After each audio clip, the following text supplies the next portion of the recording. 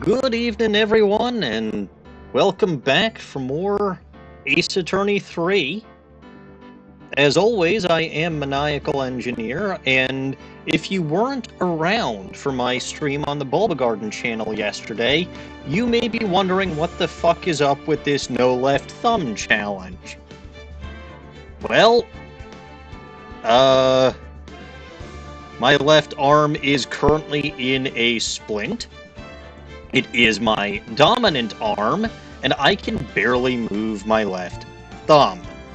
Ergo, I am trying, while my arm is in this splint, to continue my streaming schedule as best as I possibly can, which means I have to figure out how to play video games without my left thumb, because taking off the splint during these streams is not an option.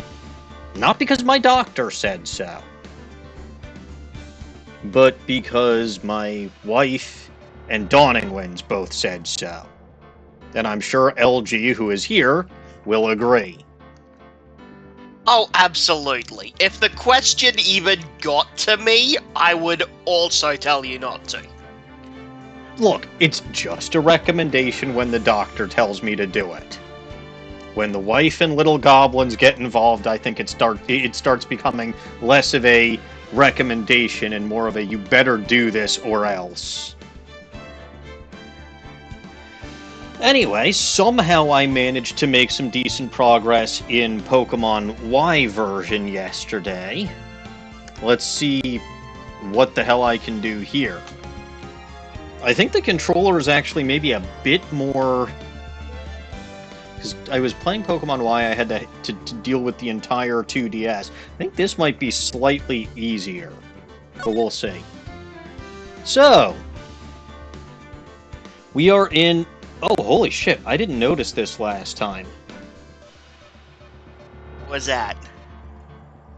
Turnabout Beginning starts with a trial? It does. That doesn't make any sense! It will. No, it won't! Hello? Oh shit, I gotta use the other stick for that, don't I? Yeah. Alright. Have fun thumbing through the court record. Left index finger to the for the win. The girl let her go. What? The fuck is this?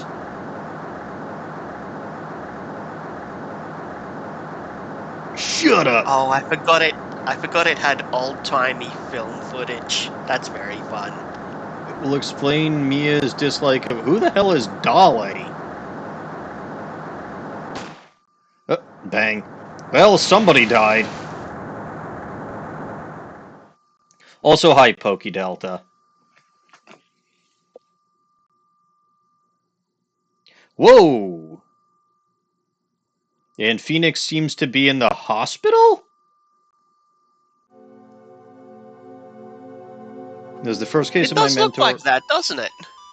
I mean, it literally looks like he's connected to an IV. Named Terry Falls, charged kidnapping, murder, sentenced death penalty. What the hell is all this? Fugitive movements.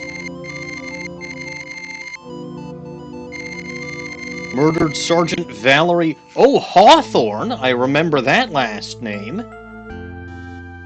Yeah. Her very first client was a death row inmate who had recently broke out of prison. So a whole year before Mia and I ever met. Okay, I think I understand why he's in the hospital. I think I know what's going on here. Heartbreak? Something's broken. His brain! Well, yes, but, you know, what else is new? True. Nickname Phoenix gave a redhead. Oh! So this case explains why Mia doesn't like Dahlia. The last name Hawthorne has already shown up, so I'm assuming Valerie Hawthorne, the policewoman, has some relation to Dahlia Hawthorne, the lovely, innocent redhead that probably got framed for murder multiple times. Sounds about right. Oh, We'll just see. if that jackass Edgeworth is going to be here, do I really need the cups of coffee counter? He doesn't drink very much during court. So I may need to come up with a different counter. We'll figure that out as it goes. But I don't know why this is starting with a trial instead of an investigation. Like, I don't even know what the fuck happened. Somebody was dropped off a bridge. Then I think Valerie Hawthorne was killed after the guy escaped from prison. Like, I was only half paying attention. I probably should have been paying closer attention than that. Oh well. Honestly, paying more attention probably wouldn't have helped that much. Good. February 16th, 9:24 a.m. District Court Defendant Lobby, no fours, except for 24. Also, why the hell did Mia choose a frickin' convicted murderer on death row who escaped from prison as her first client? Jesus fucking Christ, and I thought Phoenix jumped in at the deep end.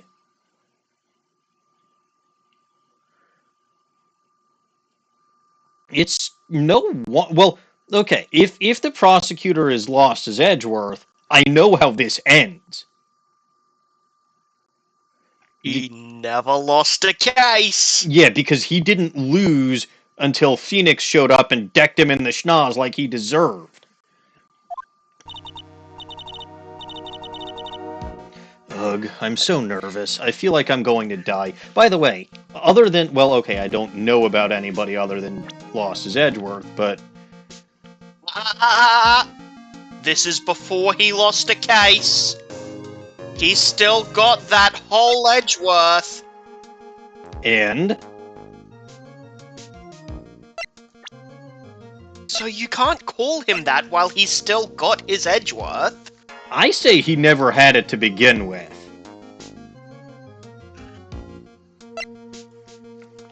But is there a... Well, okay, again, other than Mia and, I'm presuming Lost as Edgeworth, because I saw him in the picture for this case.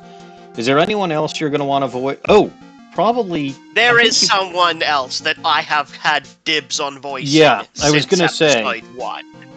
I was going to say, you said that DieGO ArmanDO is going to show up in a... Well, this would be the case for him to show up if he's dead, or this would be the case that he'd show up if they were going to telegraph heavily that he actually is Godo.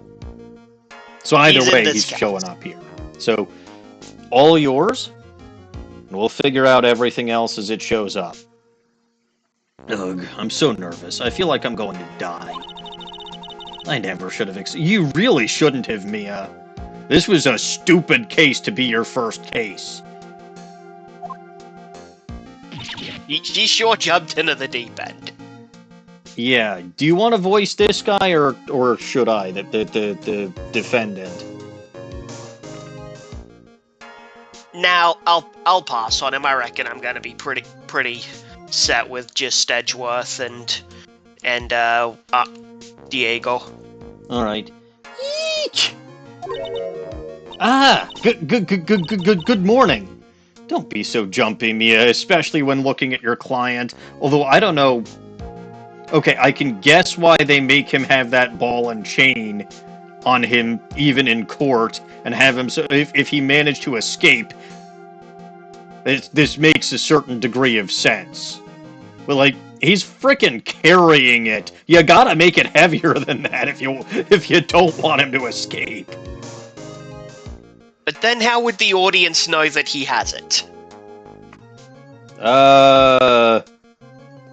Have the chain extend out a little further back and you see a giant boulder roughly where the couch is. Well, yeah, but then how would he get to the defendant's chair? He can...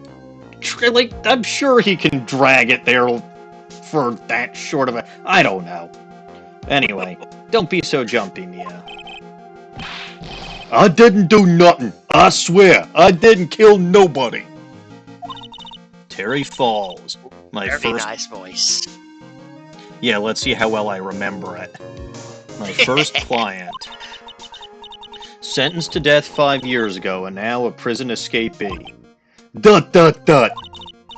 Just relax, Mia. Make small talk and try to relax it.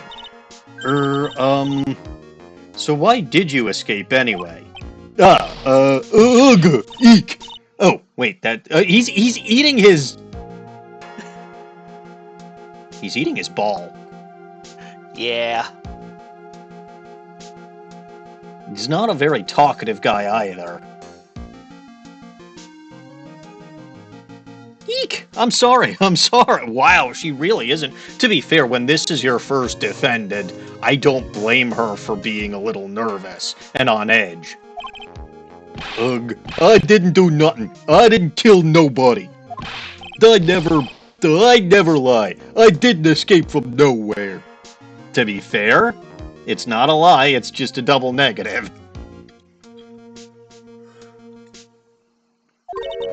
But Mr. Falls, the police just recaptured you 2 days ago. Ugh. Sorry, I told a little lie. Except I technically didn't, cause again, it was a double negative. I told you I did a lie, and I did a lie. Oh boy. But anyway, I didn't do it. I never killed nobody. Which again you will note is a double negative. Sorry for asking, but you are on death row, right? Ugh. I'm really sorry. They sentenced me to die 5 years ago, but I was tricked, I tells ya. That woman, she lied in her testimony. That's why I got the death penalty. I swear it, I didn't kill her. I could never do that. 2 days ago, he escaped from the police wagon when it crashed. Then about 8 hours later, a policewoman was murdered before the police could recapture him. Huh. The police believe that Terry Falls did it. After you escaped, did you meet a policewoman? Yeah, I did. She's the reason I escaped. So that much is true. He did meet with the victim. But I didn't kill her. She was alive when I left. She was alive. It's true. I can trust him, right? I mean, I should. Ooh, very, very, very early Mia. If she's even questioning whether she can trust her defendants or not. Or her clients or not. Can she trust her clients? Probably. Maybe. Who can say? Okay. I never thought I'd see the day where Phoenix Wright as a client would be an upgrade from somebody. But strictly speaking, I think Phoenix Wright is technically an upgrade from this guy. Even if he's completely innocent. Which I'm sure, this being Ace Attorney, is abso-fucking-lutely true through convoluted bullshit that will take me 5 streams to figure out. Okay, all you need to know is that there is nobody but Terry who could possibly have been wearing this outfit. Sure. I mean, that's the way this thing works. It always comes back to that nonsense. Alright, next line, which I'm assuming is you one way or another. Huh. You're not gonna figure out the truth by just staring at the guy. Okay. He's Godo. Oh, fantastic. I'm so glad Oh, okay, no, you saw him. Yeah. Okay, did you see him or did you... Yeah. No, I saw him. The hair, the vest and outfit, the little beard thing. He's Godo. Yeah, I was coy about it, but the second you see the man... How the fuck did, like, okay, at this point you have to know, but, like, I sort of figured it out. Like, Yeah, back you, you, when, you, you put the pieces together way quicker than I did. incidentally, he's wearing a red shirt, which I feel like this is, Yeah. appropriate for two reasons.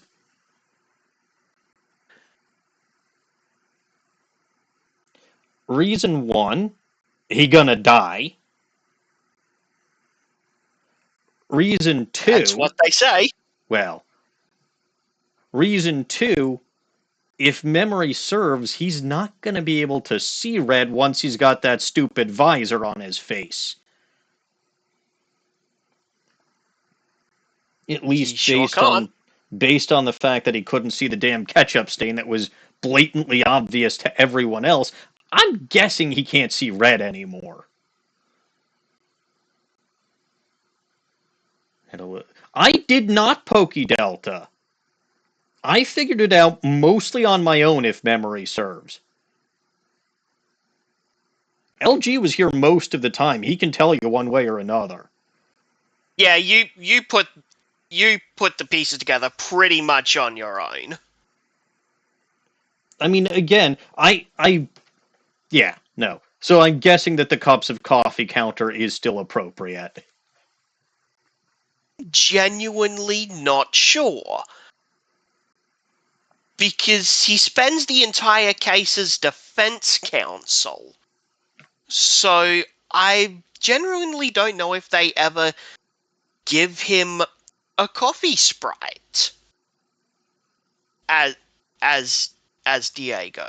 Well, fine. Maybe we'll just have it be how many times he references coffee. Anyway, uh, yeah. Okay, I was totally on the ball with that one. Hooray! A victory for me. You're... Why are you here, Godo? I came to see how our little kitten was doing all alone in the big, scary lion's den. No, that's a I thought completely maybe different case. maybe you'd like someone to play with. Where is Mr. Grossberg? I'm not liking your sexual harassment. That old man is probably still in bed. I bet he's clutching an empty bottle and mumbling in his sleep. Aren't I good enough? After all, it's me, DieGO ArmanDO. I'm saying my name so that they can put it in the text boxes. Yeah, nobody actually fucking talks like that. Unless they're literally introducing themselves to someone completely brand new, which obviously these two knew each other, but, like, whatever. I didn't say. So. And again, nobody talks like this either. So DieGO ArmanDO, the finest attorney at Grossberg Law Offices, is here for me. No, you've got it all wrong. Today, you're the finest. After all, it took an amazing amount of guts to take this case. Imagine an escaped death row convict for a first client. Yeah, thanks. I sure wish I could get out of it, though. Yes, Pokey Delta, he implied that Grossberg is an alcoholic. Given the fact that Grossberg was actively being blackmailed at the moment, and one of his proteges was well, I mean, I don't think he actually knew that Mia knew that he was being blackmailed, but, like, one of his proteges was I mean, DL6, right? Like, he ratted out Misty Faye, made Misty Faye run away from home, right? So technically, Mia Faye was one of the victims from his blackmail, sort of. You know what I'm trying to say. So, he was being blackmailed by Red White, and he was mentoring the daughter of one of his victims from that that whole blackmailing thing. So he had a lot to drink about, plus his hemorrhoids. Don't forget his hemorrhoids. Can't forget the hemorrhoids. I can never forget. Although maybe he didn't have those yet. The world will never know. Anyway, let's carry on. Relax. I just heard some good news. The prosecutor today is fresh out of his diapers as well. Mia was in fact an indirect victim of the blackmail, yes. So, PokeDelta, I guess to recap, if you don't know about the DL6 incident, the DL6 incident was where that fucker lost his Edgeworth's dad was killed in an elevator, and it was technically a closed room murder where theoretically the only two who could have possibly killed him were Lost as Edgeworth himself or Yami Yugi. And since he wasn't banished to the Shadow Realm, it wasn't blatantly obvious that it was Yami Yugi to begin with, so they summoned in Misty Faye as a spirit medium to bring back Gregory Lost as Edgeworth and ask him who killed him. Lost as Edgeworth lied, as they always do, and said that it was Yami Yugi, specifically, theoretically, to protect his son, but also because he genuinely didn't know who actually killed him. Marvin Grossberg was part of... Robert Hammond was working for Marvin Grossberg at the time, and was basically the one who had to defend Yami Yugi, and got Yami Yugi off, thereby discrediting Misty Faye and the police department. Marvin Grossberg, knowing about this, was approached by Red White, who offered him money to tell what he knew about the case. Marvin Grossberg acceded and ended up getting blackmailed, and as a result of that incident where Misty Faye's involvement in the case became well known, Misty Faye was severely discredited as a spirit medium. The entire practice of being a spirit medium was discredited, and Misty Faye left Kurain Village. I think that's a relatively good summary of this nonsense. Yeah, that all sounds about right. And yes, that is eventually what had Mia digging around and got her killed, incidentally, by Red White. Well, not incidentally. Specifically by Red White. Very Anyway, deliberately. Good news that Lost his Edgeworth's out of his diapers, because... Okay, so this means he's not necessarily lost his Edgeworth, this is he never had his Edgeworth yet. Yet to obtain Edgeworth. What should I call him? Barely potty-trained Edgeworth.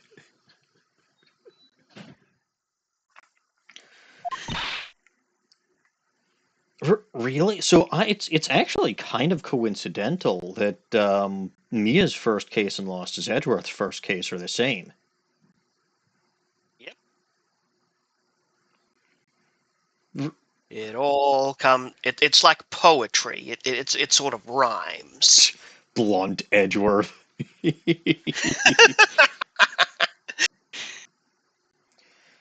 Dull. No, we'll just call him Diaper Edgeworth. However, unlike a certain somebody who I won't mention, he's earned the reputation as a genius since the beginning of his career. Genius? This word is thrown around far too liberally. Well, it's about time to head in, kitten. Sharpen those claws of yours. It's go time. Godo time! A solitary confinement cell for the condemned must be the world's loneliest place. And that's what my client ran away from. Every other lawyer gave up on him, but not me. When I saw those overflowing eyes and heard that simple, "Oh hey!" I didn't know he had a simple childlike voice. I was just giving him a voice. I just had the feeling that he was telling the truth. I think I forgot what kind of voice I gave him. Well, you'll figure it out. That's a new record. February 16, 10 a.m., District Court, courtroom number 4. And it's this fucker again. Ooh! Hello. Wrong judge. Go away. I want the other one. Yeah, it's the Canadian judge. This is unacceptable. I can't do a Canadian accent. Court is now in session for the trial of Terry Falls, eh? That was probably fantastic. horrible. I love it. The defense is ready, Your Honor. The prosecution has been ready for a while, Your Honor. Oh my fucking god, he is wearing that coat. That jacket. Where have I seen that jacket before? It's not his usual one. No. This is like his early days design. He has this one. I've seen this before. In this case and in Investigations. But I've never played Investigations. Investigations. Have seen it in Investigations. Where have I seen this trashy jacket before? Was it in his office somewhere? Oh my god, you're right. It was Rise from the Ashes. It was on the fucking wall. And I was like, oh, this jackass probably wears that pretentious coat. Or that pretentious jacket for particularly special cases, because he's a jackass. And I'm just not worth the fancy jacket. I don't think it's a special case jacket. I think it's just the outfit he wore at the start of his career. Maybe it's too small for him now or something. Yeah, his wins grew, his ego grew.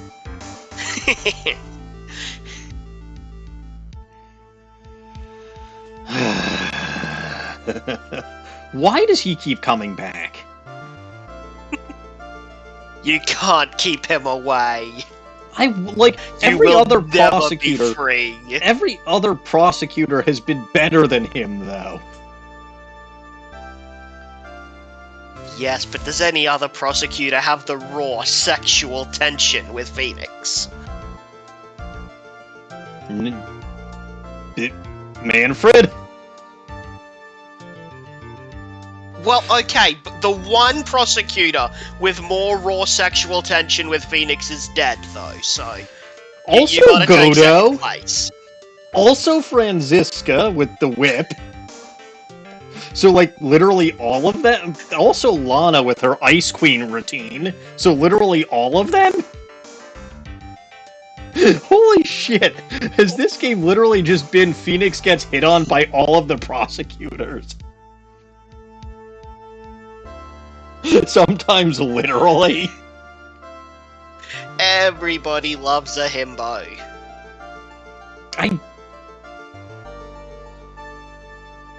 Does Phoenix count as a himbo? Yes. I'm sorry. No. I was trying to think, but he's not smart, so that counts.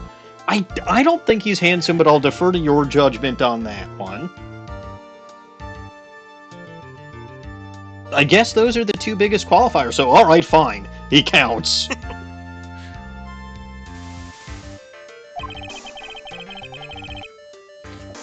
I understand that the lawyers for both sides are newcomers, eh? Welcome to the courtroom. I'm sure we'll have a fun trial and nothing terrible will go wrong, eh? Yes, Your Honor. I'm Mia Fey. Miles Edgeworth, Your Honor. So you're the new prosecutor everyone's talking about, eh? Actually said A this time. They say you joined the prosecutor's office at quite an early age, but your little sister, or should I say your big sister, is going to join it at a younger age, thereby making you irrelevant, eh? At 20, Your Honor. I guess our little kitten hasn't earned herself much of a reputation Guess yet. who's got a cup of coffee? Oh, does he? Oh, fantastic. Now, I don't think they're going to give him that sliding animation like they do in the other one, but he does have a cup of coffee. I love that sliding animation. Oh my god. Everything about this guy... Well, okay, everything about his Godo personality. This personality, I don't know how Mia fell in love with it, just based on the little that I'm seeing right now. He's very forward. I guess some people appreciate that. I am not a very forward person when it comes to stuff like this. Just ask my wife. Actually, don't ask her. Come on, Mia. You can't lose. Not to someone younger than you.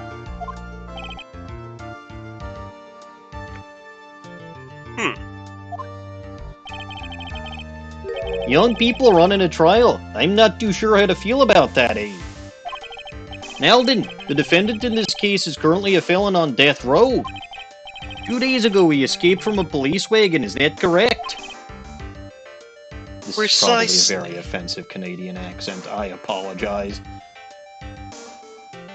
Look, as someone who gets quite possibly one of the most common incredibly incorrect accents, I think that incredibly incorrect accents are hilarious. I mean, that's fair. Carry on. Oh, but I guess the defendant is not... Go ahead. But the defendant is not on trial for escaping prison. On the day the defendant escaped, a policewoman was murdered. So we're here to determine if Mr. Falls was responsible for her death. You got it, kitten. Well then, Mr. Edgeworth. Let's hear your opening statement, eh?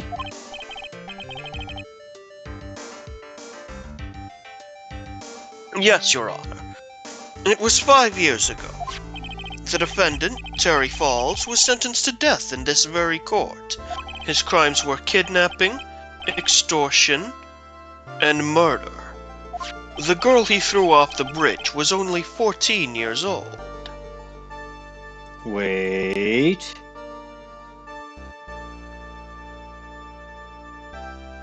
This was a year before her second case. Dahlia was 20 at her second case. So she would have been 19 here, which is what we found out when she killed Armand. Well, allegedly killed Armando. 5 years earlier, she would have been 14. Yeah, that checks out. How old is Valerie?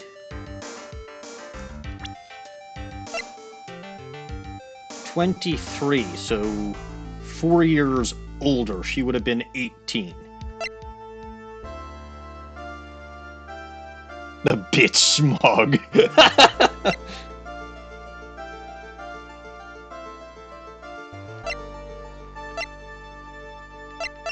Wait, if he joined at 20 and he, like, how has he got a genius reputation? He never deserved that reputation.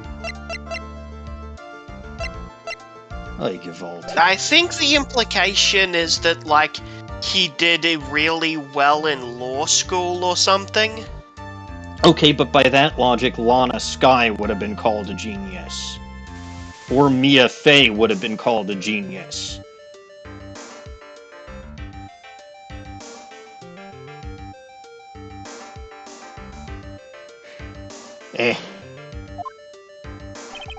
A truly horrible crime, eh? I remember it well.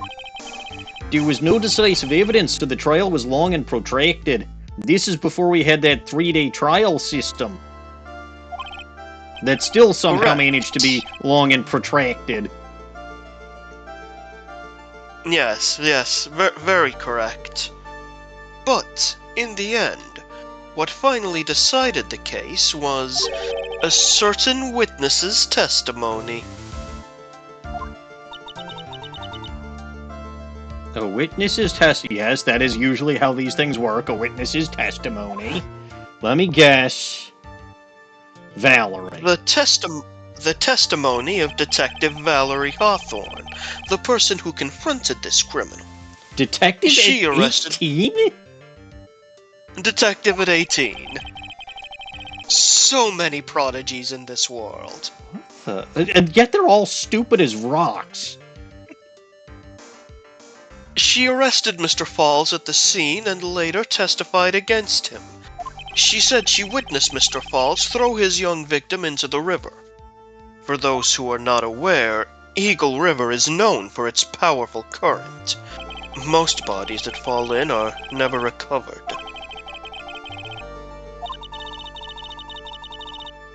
This explains why there was no decisive evidence, because there wasn't even a fucking body.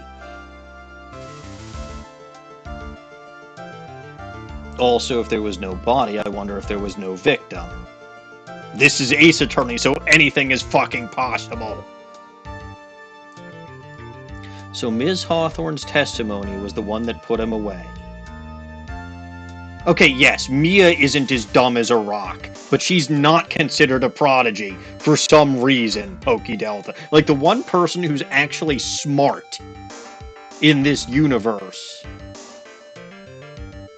is not considered a prodigy and ends up dying very early on because if she was still alive, the whole world would implode. That policewoman you just mentioned, that wouldn't be... Exactly. The victim. The same woman that was killed 2 days ago. Police Sergeant Valerie Hawthorne. And this proves nothing, you smug jackass. Wipe that grin off your smug face. Aha, I see.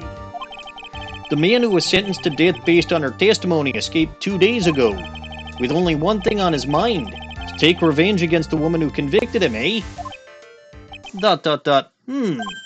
Aha, the truth is becoming clear to me now, eh? God, his expression, like that wide-eyed expression is just... I don't know if the regular judge has something similar, but his eyes just look so much goofier than regular judges. Maybe it's because he doesn't have a mustache and regular judge does. I don't know. Something about him looks goofier with those wide eyes. Huh? Yes. It's quite obvious that the defendant is guilty, eh? We don't even need to have a trial. Objection! I What the agree fuck's the completely. matter with you? I agree completely, Your Honor. Let's just get this over with. Well, wait a minute. That's not right. At least hear the case before you decide on the outcome, your dipshitness. I mean, Your Honor. Gerg. Watch yourself, Ms. Fay. I'm not sure I care for your word choice or your tone of voice. You know, to be fair, she actually didn't say anything impolite. I did. But, like, nothing that she specifically said was bad. Young people these days simply don't know how to respect their elders. Shut the fuck up, you smug... I can't wait until Phoenix comes along, decks you in the schnoz, and takes away some of that massive ego. Oh, you get to enjoy this for a whole case, baby. That does it. I'm just going to call him Diaper Edgeworth for the rest of this case. Convinced the only reason she was killed is because the women on the good side don't have any disabilities and or scars, which Mia would have if she survived the head injury. I mean, That doesn't really no. check out, I don't think. Despite being a cadaverini, let's not forget Viola literally did nothing wrong. Quite literally did nothing wrong, and gave us the key evidence that we needed about Sergio Tigre's debt to her family.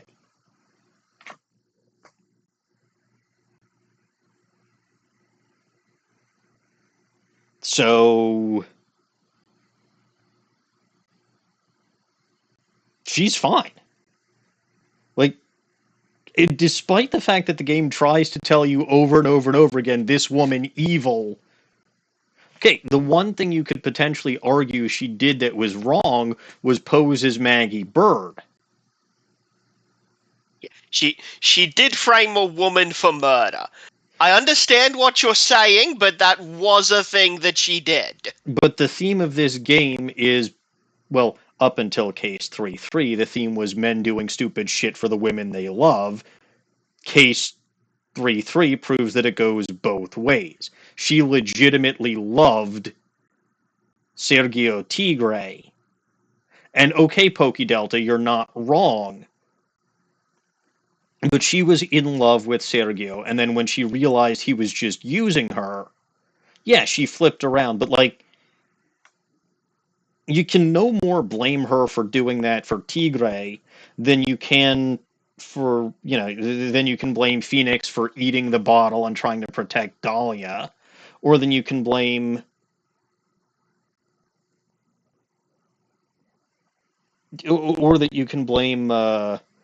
Ron Delight for becoming a master thief to make his wife happy. Right? I think most of us would say Ron Delight's not a bad guy. Nah. But he blatantly did illegal shit. So it's the same deal with Viola.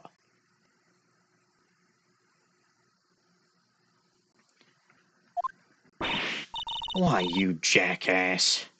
You're younger than me, you diaper boy. Now then, Mr. Edgeworth, please call your first witness, eh? I call the detective who was in charge of the initial investigation of this case. Is it going to be Gumshoe? Oh my god. Hey! It's a boy! Hey! His coat's a different color.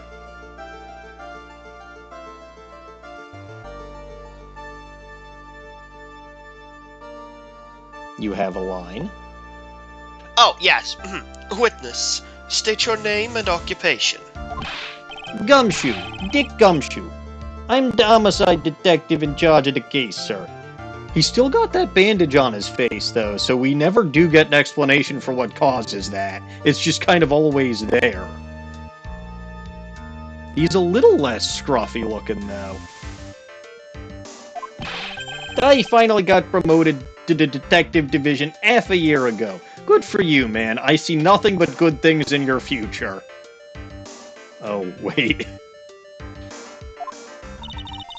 I don't believe anyone asked you about that. Hey, man! You's got any idea how much work it takes to be... What is it? You're really gorgeous. Excuse me. No, seriously, my heart, it's aching for yous. Yeah, really, Gumshoe? Really? Pull yourself together and try to be professional. Otherwise, I will write you up on content so quick that something other than your heart will ache. Eric. Okay, I got it. Ah, the dawn of a beautiful friendship, huh? Now then, Detective, tell us about the incident, eh? Yes, sir, right away. The victim was Sergeant Valerie Hawthorne, a veteran on the police force. She was stabbed in the back with a knife and died from excessive blood loss. I think I'm sticking some of the Canadian in Gumshoe's voice.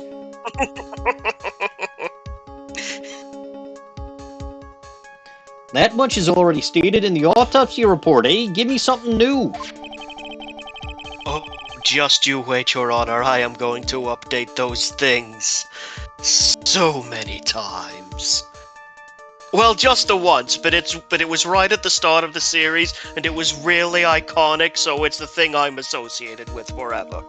To be fair, we don't know how many times he does it before that, or in his cases against lawyers who aren't Phoenix Wright. So he could do it most of the time. Right? Who That doesn't feel right. Dumbass, who are you in court against right now? Is that Phoenix Wright at the defense's tables? Well, but Wright isn't a lawyer yet, so the rule doesn't apply. He never will be. He's just an idiot who studied art. He's just some dumbass who wandered into Gun Manor and got himself an attorney's badge from banishing a ghost or something. Oh, that's your official backstory for this shit now, isn't it? It might be. It might be. I mean, isn't that how everybody gets their attorney's badges? It's the only way that I've ever seen somebody get an attorney's badge. So, like, maybe. Yeah. Because everybody that we see in this game already has it when the game starts. So the only one that we've seen get an attorney's badge is Melvin Eastwood, and he got it by sending a ghost to the afterlife after figuring out that Matt Guilty McCready was actually innocent, but never got executed. Long story short, go watch my West of Loathing series if you're confused. The episode is called Melvin Eastwood, Noodleman at Law. And I like to think that it's a crossover between my two series because of that. Anyway, the court would like to hear more details about the incident itself, eh? Yes, sir. I got yous. Okay, let's take a look at this aerial map of the area here. This is a sketch of dusky...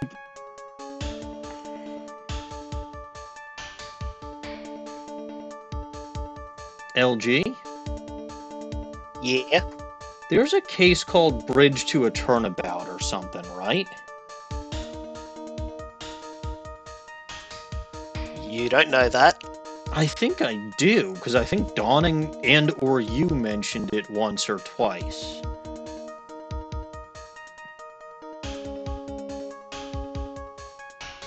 Maybe. Okay. Anyway, this is a sketch of Dusky Bridge, an old suspension bridge, and the river that runs under there is Eagle River. The victim and the defendant met there on top of the bridge. After stabbing her in the back, the killer. Why the fuck would he do that? And how the fuck did he have a car? Thank you, Pokey Delta.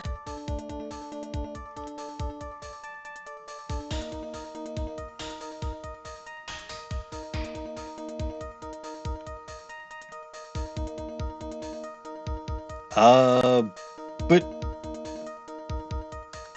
why the no? This makes no sense. Again, how did he have a car? And why the fuck would he take the victim? Like, correct me if I'm wrong, but 5 years ago, he was accused of killing someone else on this bridge, right? Yeah. And he didn't drag that person off the bridge and shove her into I'm assuming, shoved her in the car. He just chucked her off the bridge, allegedly. Yeah. Isn't that a more efficient way of dealing with dead bodies, especially if the river is so, like Diaper Man Edgeworth said, like, the river basically makes it impossible to recover dead bodies? Yeah. So either this guy is a fucking moron, or this story's got more holes in it than Swiss cheese. Can't it be both? It probably is both. ¿Por qué no los dos? Killer has brought a dead body to the river from the primary scene. What? No, he killed her on the bridge, didn't he? And then chucked her off.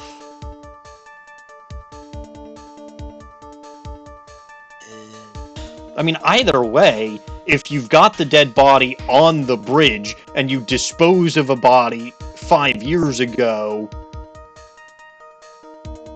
very efficiently by chucking it off the bridge, you wouldn't drag it across the bridge and try to shove it in a car. Unless you're going to shove the entire fucking car off the bridge. But then you stand a better chance of it being discovered. Don't ask how I know all this shit. Yeah, so far they have not at all mentioned him bringing his last victim to the bridge. Simply that the victim was thrown off the bridge. And it looked like from the scene at the beginning there was some kind of standoff on the bridge.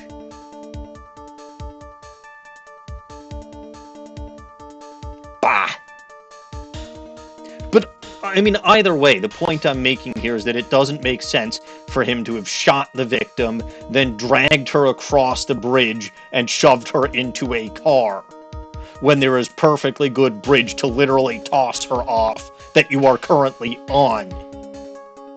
And minimal to no chance of them getting the body back.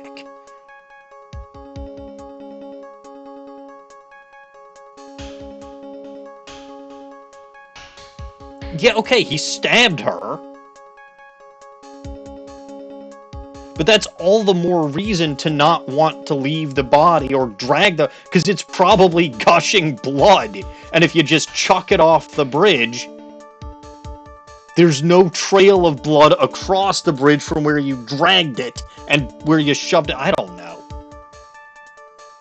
It just doesn't make sense. It would be incredibly sensible to just chuck the body into the river. Yes. Don't ask why I think of all of this stuff immediately. It's not important. He was recaptured at a police checkpoint as he was trying to make his getaway, sir.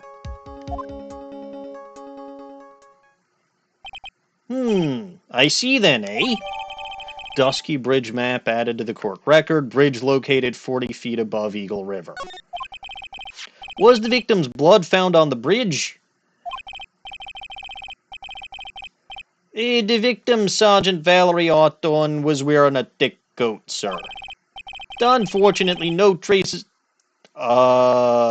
excuse you? No traces of blood. Thick coat, you see. I call bullshit? Because, again, correct me if I'm wrong, but if one is stabbed, first of all, no coat, thick or not, unless it's made out of specific material, would be stab-proof. I don't even think a Kevlar coat is technically stab-proof, because that's more so meant for bullets than blades. Stab resistant. Well, there is no, like Pokey Delta says, there is no coat thick enough to absorb that amount of blood, especially if it literally had to have been stabbed through to kill her, which it did. Because they're specifically saying in the back. Like, if it was in the chest, alright. Right? Maybe she was wearing something like a trench coat like Gumshoe, and there was an opening right around her chest. But if she was stabbed in the back, guess whose coat would have been torn or slashed or stabbed through? Well, stabbed through. And the blood would have come pouring out of that hole. Again, don't ask how I know any of this. But Pokey Delta is also correct. Like, that's just, this is another one of their bullshit waving, hand waving away excuses that I'm sure isn't correct. Because I remember from, which one was it? It was case 1-3. Yeah, it must have been case 1-3. Where everyone thought that Studio 1 was the scene of the murder, and they just said that the reason there was no blood is because Jackhammer's evil magistrate costume was thick enough to have absorbed all the blood. No!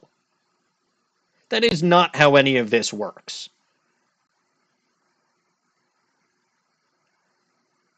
That is never how any of this works. So I don't know.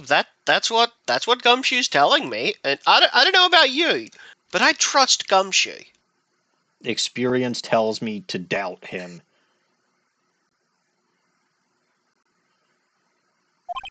Mr. Diaper Edgeworth, I warn you that I absolutely despise conjecture. If there was no blood on the bridge, and you have no proof that they even met there. Your Honor, if you would listen to the testimony we have prepared, I'm sure you'll be convinced. The two of them most certainly did meet on the bridge that day. Why, Mr. Diapers Edgeworth, I'm not sure I like you wagging your finger at me as though I was some hosiery. You put that finger back or I'm going to shove it up your nose. Detective, proceed with your testimony, eh? Yes, sir. Here we go, Mia. Hang on. Okay now, listen carefully, kitten. One little mistake and this guy will drink you for morning tea. Trust me and get ready. Excuse you?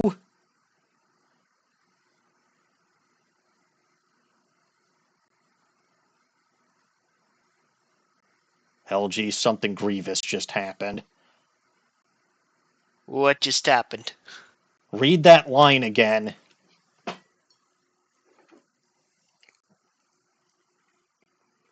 One little mistake and this guy will drink you for morning tea. Trust me and get ready. Morning what? Morning tea is a meal. Like, then say breakfast. It's not a specific beverage. Then say breakfast. Well, no, because you have it after breakfast. What is this guy, a hobbit? He's too tall to be a hobbit.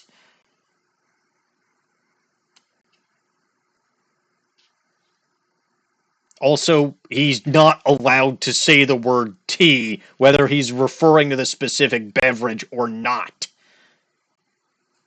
It's blasphemy.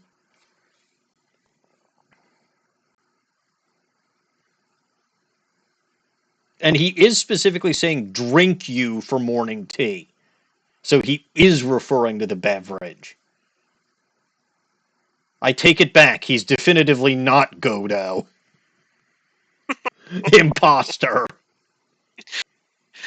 They laid on so many clues, but you caught them.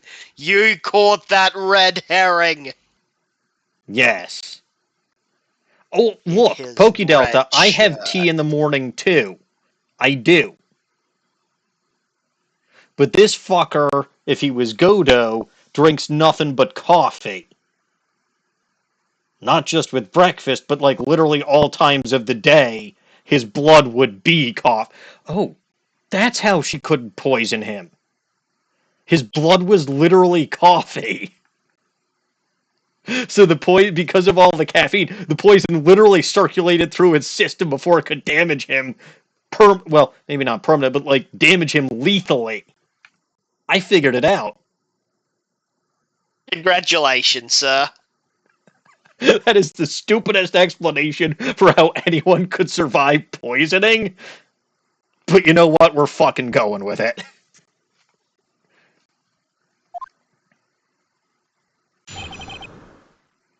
Anyway, I don't know how to say how many cups of coffee he has, because he's always got one in his hand, but I don't see him drinking it. And I doubt he throws it at anybody. No, I think he gets into that habit later. When he becomes a prosecutor. Yeah. A summary of the incident. On the day of the incident, an unknown boyson phoned the sergeant and asked to meet. Sergeant Hawthorne went to the Dusky Bridge at the designated time and met with Mr. Falls. And that's where she was brutally murdered, sir. The criminal stuffed the body into his car trunk and tried to make a getaway. Mr. Falls was arrested at a police checkpoint we set up at the base of the mountain. Well, you certainly have established the importance of the bridge, eh? Naturally. What? Now, would the defense please hurry up and proceed with the cross-examination, eh? I've got moose to wrangle. I don't know what the hell they do up in Canada. I think it's a bunch of mooses, hockey, curling, and something about Canadian bacon and or maple syrup. Or both. Maybe a Sasquatch. I don't know. It's Canada. It's cold, icy. Then people talk funny. Says the guy with the Midwestern accent. Yes, Your Honor. Cross-examination coming right up. Settle down there, kid. If you keep trembling like that, you're gonna make me spill my coffee. Okay. All right. I'll do this as like a pseudo coffee counter, and when he mentions coffee. So I'll count that as him having another coffee. Or it's slightly different than the Godo count, because it's the DieGO count. I'm not trembling. It's just cold in here. The courtroom can be a cold battlefield, all right. Well, that's the other thing. Especially for a beginner. Pokey Delta, that's the other thing that I was saying. Falls doesn't have a car. Right? I said that when they, that was one of three things that I mentioned when they said that he dragged the victim back to his car. The guy wouldn't have a car. He just escaped from the police.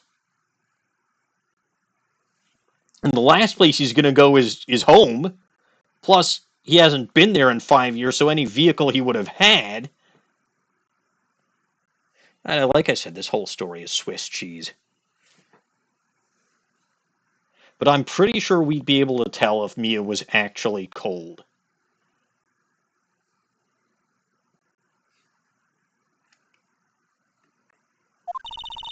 I don't need you to worry about me. I mean the defendant, the witness, everyone's a beginner here. You got me there. But maybe you should keep your claws out and show them what you've got, kitten. Yeah, I'm pretty sure Mia doesn't wear a bra, so I'm like 95% sure we'd be able to tell if she was cold or not. It's okay, Mia. Stay calm. Just remember those court procedure videos you stayed up all last night watching.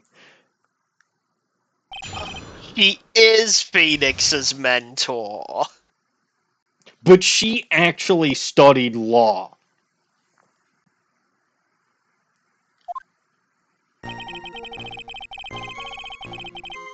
Press the button, because we still don't know who it actually was. This unknown person. You have no idea who it might be, right? Sorry, but I'm afraid I do. What? The one who called Sergeant Hawthorne was the defendant, Derry Falls. Whoa, what? The defendant, eh? The defendant called her? Sergeant Hawthorne was a very thorough person, sir. She left a note about a phone call with Mr. Falls. A note? That sounds like it was planted. A note? Yeah, top secret memo that she left on a desk, which means it really wasn't top secret. It was probably bottom secret. Confidential police materials written by the victim, victim's note added to the court record. Let's see this note. February 14th, 1:21 p.m., Falls at 4:30. At that bridge, wear white scarf for identification. Talk to Dahlia. Tell her this time the whole truth must come out. Okay. LG, I have a bad feeling about this. Yeah, you would. I have a very bad feeling about this.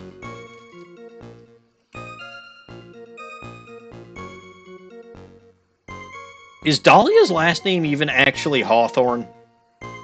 Or did she just steal it from or did she just steal it from Valerie Hawthorne? It might be. It might not be. I genuinely don't know. God damn it, I forget it's the other stick!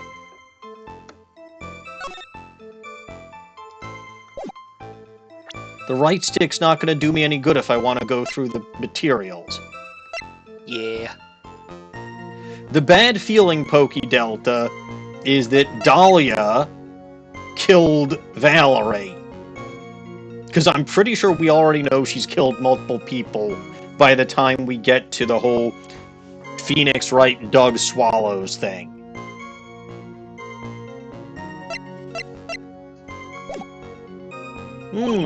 According to this note, it seems the one who called her to the bridge was indeed the defendant, Derry Falls, eh? Whose bright idea was it to keep that note from me? Huh. Looks like the judge is even more sure of his verdict now. Okay, but to be fair, Listen. I feel like if I didn't press on this, the game would have made me press on it. So there really Oh yeah, wasn't a this choice shit here. is fully mandatory. Listen up. Never ask a question if you don't already know the answer. It's that detective's fault. He's the one that said unknown person. Hey now, don't you make that face at me. I just said it that way because the prosecutor told me to.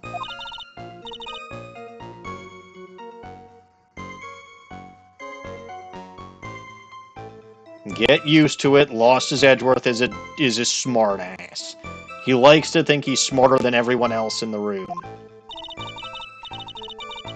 With that cute Mia, you have terrible choice. You have a terrible a terrible opinion on men. Go back to your opinion on women and go sleep with Lana. No, I think she's onto something. No, I think she'd have been better off with Lana.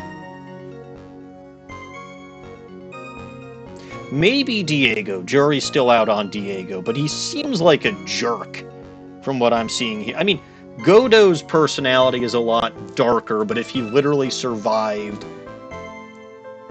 an attempt on his life, I can see where he became slightly more warped and slightly less flirty.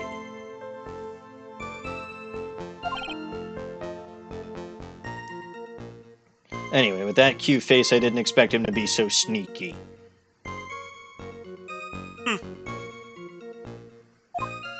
True, she could mean cute as in baby cute because he's got a little baby face because he's still in diapers. Alright, press again. I still press every button. A bridge up in the mountains, but why meet there? Because it is a very important place to the defendant. That's why. What do you mean by that, eh?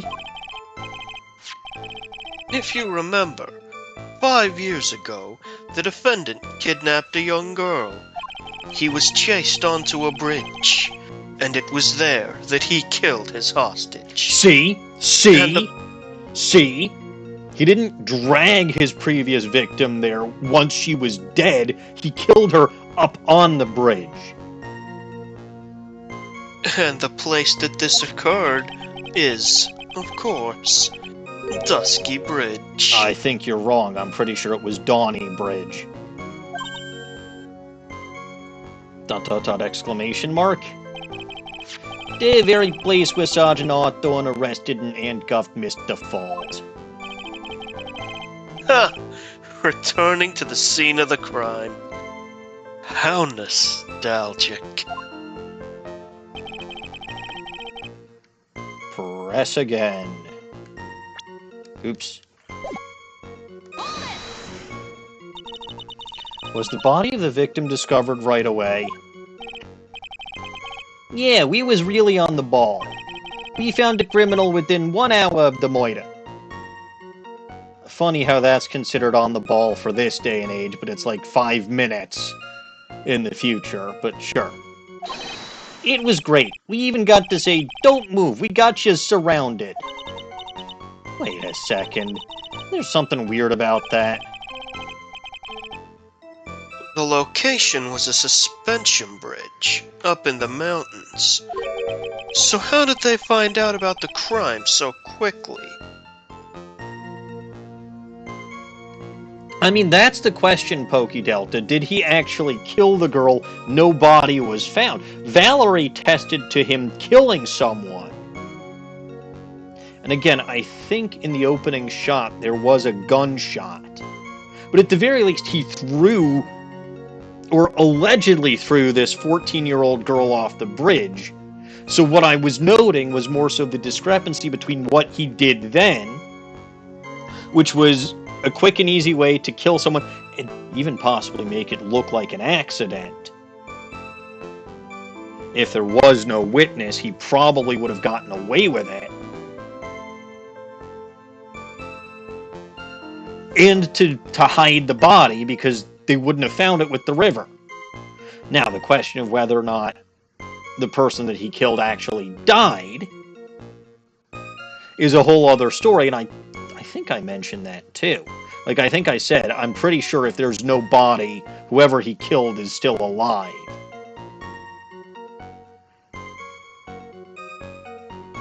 LG, did I say something like that earlier? I feel like I did. I say a lot of stuff.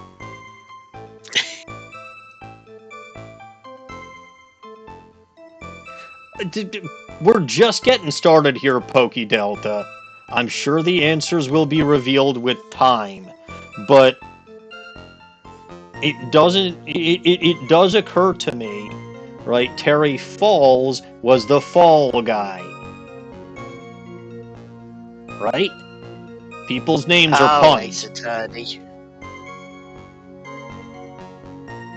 So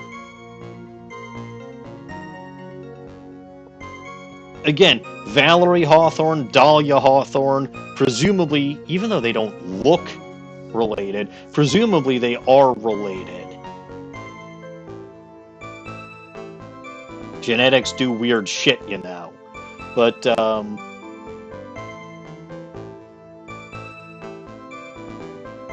or they could be like half-siblings or something. I don't know. But again, presumably they're related, and they might have set Terry up for, like, yeah, they might have set Terry up 5 years ago. Who knows?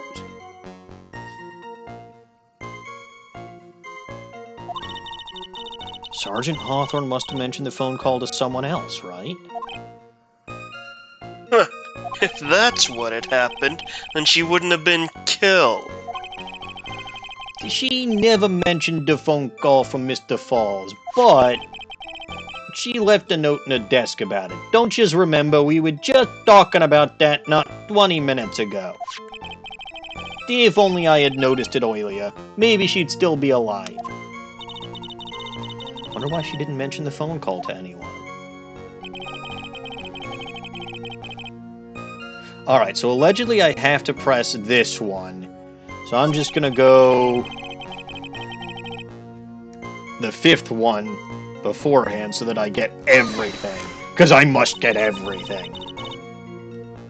That certainly is some impressive police work.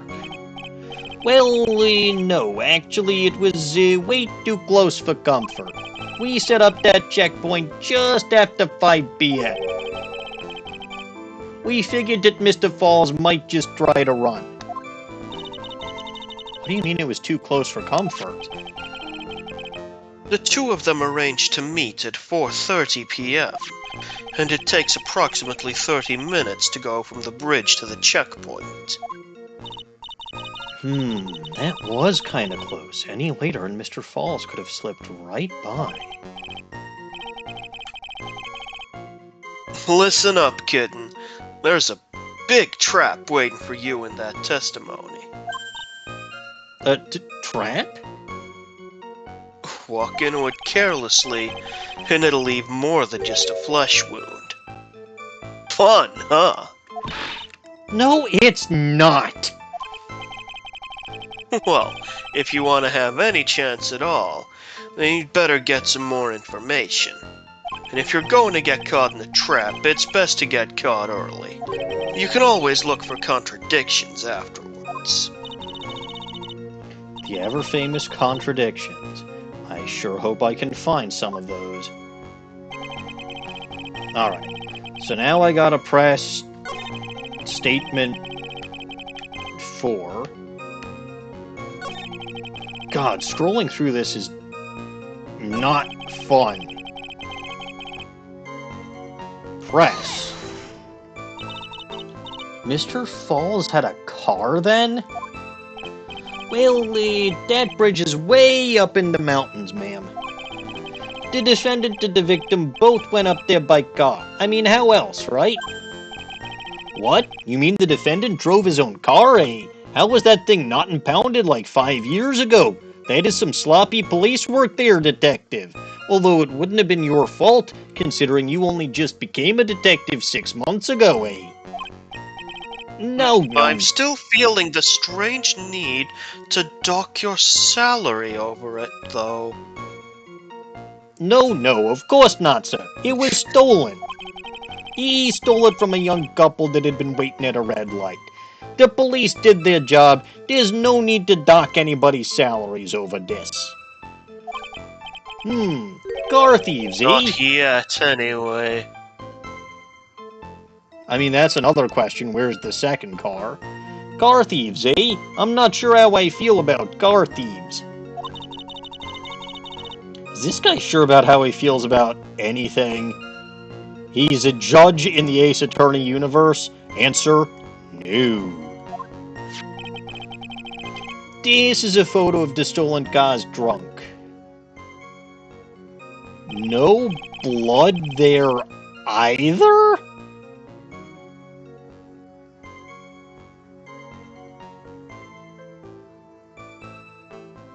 Okay, strictly speaking, fine.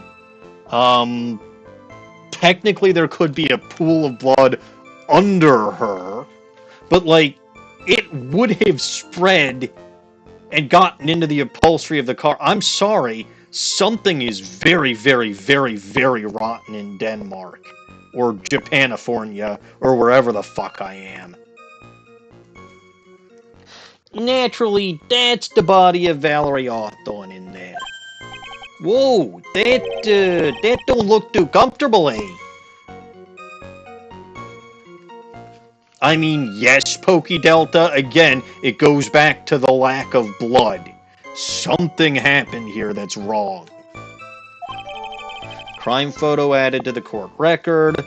Photo of the trunk of Falls' car. The victim, she was stabbed in the back, correct? Yeah. For some reason, men always seem to get stabbed in the back. She's a woman. Yeah, see, we're talking about a woman here. You can't tell from this photo, but the knife was... What? What? What? So she still fucking had the knife in her when he stuffed her in the trunk? Like, This is some level of bullshittery going on here.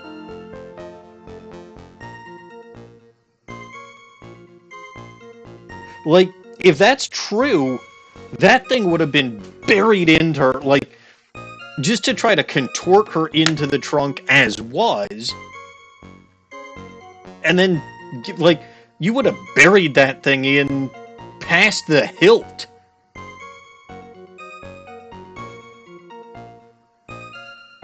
This whole thing is ridiculous. I posit she's not actually dead.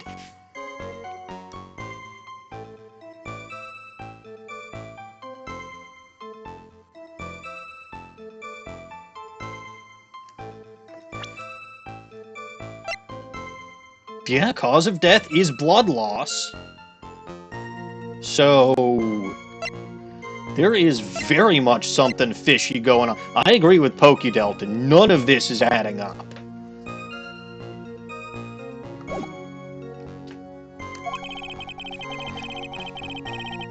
The condition of the body when it was discovered is very important information, eh? Detective, was there anything strange or noteworthy in the trunk of the car, aside from the lake of blood?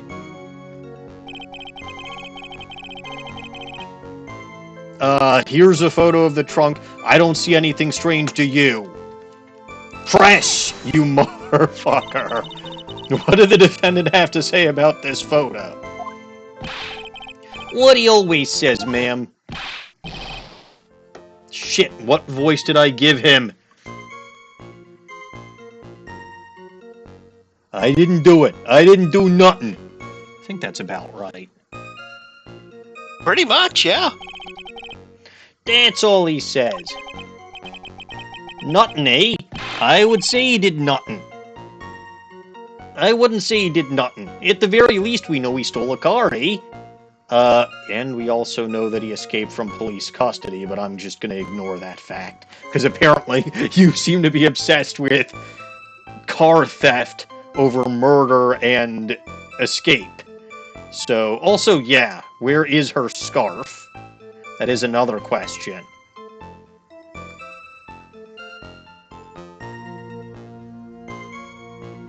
Also, there's another interpretation of nothing that we could get into, but I don't think he did that either.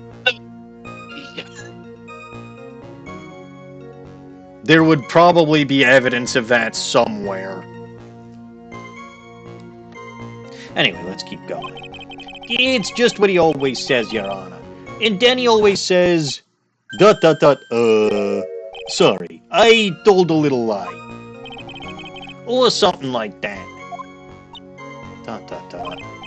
Well, in any case, it seems he was caught and arrested, eh?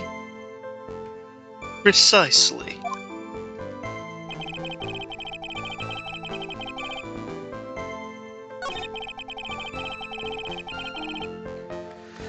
Alright, so I'm going to now present, which is the... which button is it?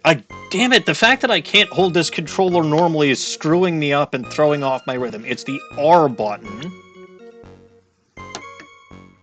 Put it down, scroll manually. Victim's note is what I want to present here, because wear white scarf for identification, so... present? Delta leading the lawyer. Probably. Witness. Da da da da da da.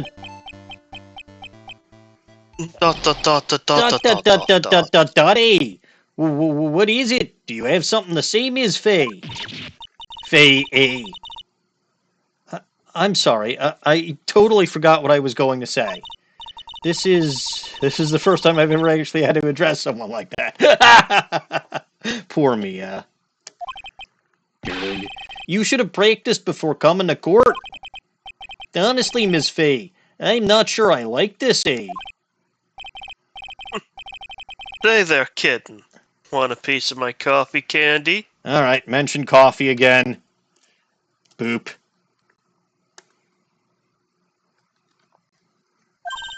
Candy. Well, you're still too young to be drinking real coffee. Mention coffee again. That's just what we're gonna do here. Every time he says the word coffee, plus the original cup that he has in his hand. Grr. Come on, Mia, shake it off. You're a lawyer. Detective. Yes, ma'am. This photo. You said that there was nothing peculiar about it. Is that correct? Yeah, that's what I said. Well, then I suggest you take another look at the note written by the victim. The note? It very clearly says, wear white scarf for identification. The caller must have forgotten what the victim looked like, thus this special request. I have one very simple question for you, detective. Where is the white scarf? I can't seem to find it in this photo. Now, the reason that my first thought is, why the fuck is there no blood as opposed to where's her scarf? Because that is a valid point, and that seems to be where the game is going. But my first thought was, why is there no blood? Because theoretically, especially if he was dragging her all the way back across the bridge, the scarf could have fallen off at any time. And that's probably the point they're going to make. So, alright, Pokey Delta was telling me where the game was going to go. That's fine. But, like, honestly, to me, it's just more jarring that there's no blood in this photo than the fact that she's not wearing a scarf, which could have fallen off at any time after she was stabbed. Well, to be honest, we didn't find it in the trunk, ma'am. And you stopped there? You should have looked for it. Darn!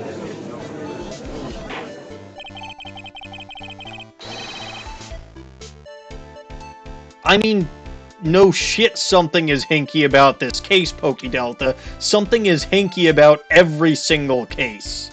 It always looks like it's supposed to, like... But the defendant is, like... Okay, except in one case that I am aware of, the defendant is never actually guilty.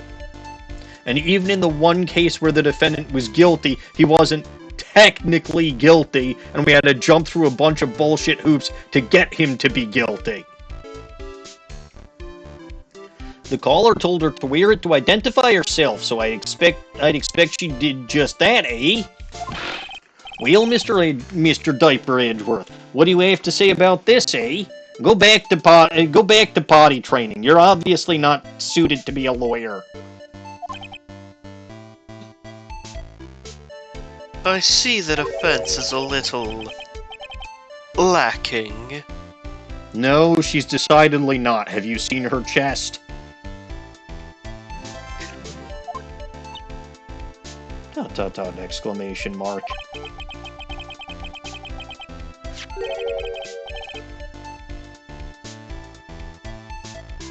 You have a line, LG. Also, that is not sorry. right. Sorry, I must have bumped my thing. Your mic. Yeah.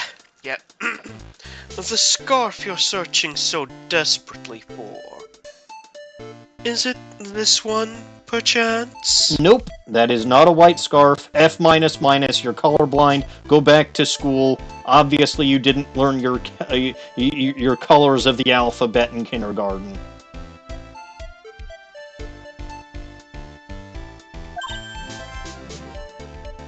Mia, that's not a white scarf. If that scarf is white, the one that you've got around your neck is white. Well, where did you find that, sir? Never heard of Discovery, baby. Anyway. On Dusky Bridge. I was there first and decided to conduct my own investigation. I discovered the scarf, and I took it. Discovery. Well, why didn't you tell me, Mr. Lost Edgeworth? You really suck, and I'm never gonna be your friend. I can't trust yous. Also, again, that scarf is not white. That scarf is clearly blue. Anybody with a pair of eyes can see that. Even that Godo fellow can't see red can tell you that that's a blue scarf. Just I because made a decision to... Go ahead, keep going. Just because you happen to find a muddy scarf on top of the bridge doesn't mean nothing if it ain't white. I made a decision to keep all pieces of evidence in my personal satchel. It's the safest place I know. Yeah, where you can corrupt the evidence, as you are well known for doing. That hotshot sure has a flair for the dramatic. You're one to It's talk. nothing. Although, to be fair, this is where he gets it from. This is also where he gets his tendency with that brooch. Yeah. With mask to mask. He palmed it and put it in his own pocket. I think he said something exactly similar. It's the safest place he knows. Yeah. Oh, so this is how prosecution works. Okay. I'll need to make a note of that in case I ever have to do it later. Uh-huh. It's not exactly white, as the caller requested. Ergo, it's But not as you definitive can see, evidence of it's anything. Close enough. It's close enough for what it was intended for. Bullshit! Go back to primary school. You clearly are uneducated. And again, just because you found this scarf on top of Dusky Bridge doesn't mean shit.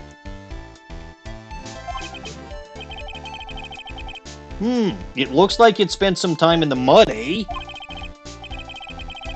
Not surprising. It was drizzling on the mountain that day. But if that's muddy, why the fuck isn't her coat muddy? Assuming that that's supposedly her scarf, which I still contend it may not be. And Lost Edgeworth just never learned his colors of the alphabet. Prosecutor Diaper Edgeworth. He was intentionally hiding that scarf the whole time. The court will accept the scarf into evidence for reasons that even I can't figure out, because clearly this may not even be the correct scarf, eh? Worn by the victim. There's no proof that it was worn by the victim. The only thing about it that is relevant, found on Dusky Bridge. I refute the first sentence of that. Now, if the attorney for the defense is finished embarrassing No, herself... only one person embarrassed himself here, and it was you, you stupid piece of shit. I'd like to move on with the testimony. That is all right with you, isn't it, Miss Fay? Go put a sock in it, you pompous twit. Or what she says, boy, I would like to wrap this scarf around his smarmy little neck. I agree. Because that scarf is not actually evidence, and I can use it to kill him. Very good.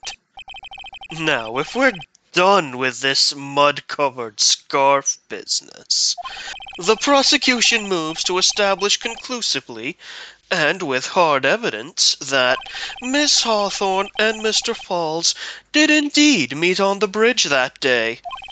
Further, we will show exactly what occurred there. I doubt it on all counts, especially if that scarf is the best evidence you have so far. And that Oh, scarf, you have no idea what evidence I have stuffed in my coat.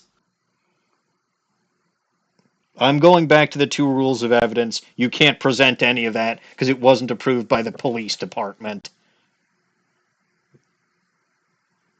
Ah, but it is relevant to the case. That And doesn't thus I matter. can. No, it doesn't matter. It has to be approved by the police department. Wasn't the second rule literally unless it's directly No, relevant to the case? No? not unless. It's and must be. I'm pretty sure it's an and, not a unless.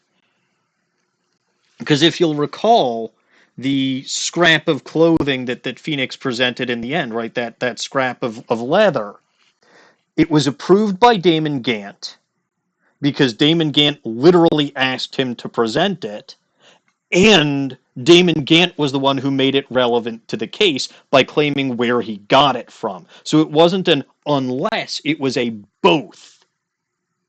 So I'm sorry, Diapers lost your Edgeworth.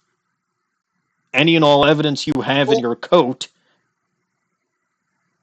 cannot be submitted to the court. rule, rule 1, no evidence shall be shown without the approval of the police department. Correct? 2, unregistered evidence presented must be relevant to the case in trial. The fact that it specifically calls for unregistered evidence implies the fact that it's an or situation. No, it just means that the evidence wasn't registered. My favorite part about this wiki article is that it says, as far as Phoenix Wright's experience with these rules go, the only time in which they seem to actually matter was during the trial of Lana Skye. I mean, Which, yes. God, if that doesn't accurately sum up this entire fucking series. Correct. Because I know that it doesn't, like, but I'm being a smartass. But those rules didn't even exist at this point in time because Rise from the Ashes didn't exist. But the bottom line is, this is the sketchiest shit that he could possibly do, and I'm really not surprised about all the rumors that came out about him as a result of shit like this. Anyway, that sounds quite promising and all, and I can't wait to hear about it. But we're going to have to wait for a little bit to hear about it because I need to take a breath and get my tea. But yes, like Boki Delta says, there's no chain of custody and no admissibility because the evidence could have been falsified, which we know Glamour's lost as Edgeworth does in the future, and this is where he gets to start doing that. But we're taking a quick recess so that I can get my cup of tea, eh?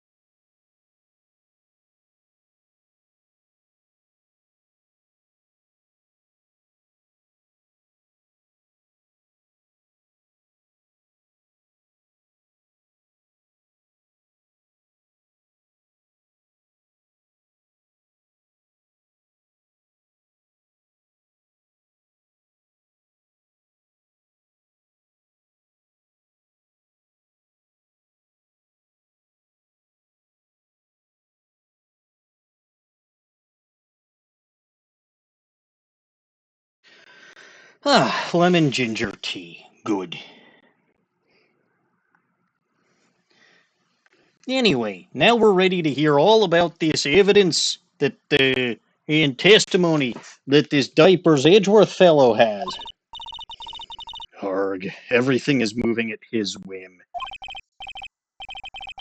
Don't forget, kitten, there's a reason why everyone considers this kid a genius. Because they're all considerably stupider, even in comparison, not because he's actually smart. He's a genius, I tell you! An idiot, huh? Events on Dusky Bridge. Actually, there's an eyewitness who was there when the incident took place. This photo was accidentally taken by the witness. It shows the Vic wearing the scarf, sir. It was drizzling that day, unfortunately. It's a little odd to see what's going on.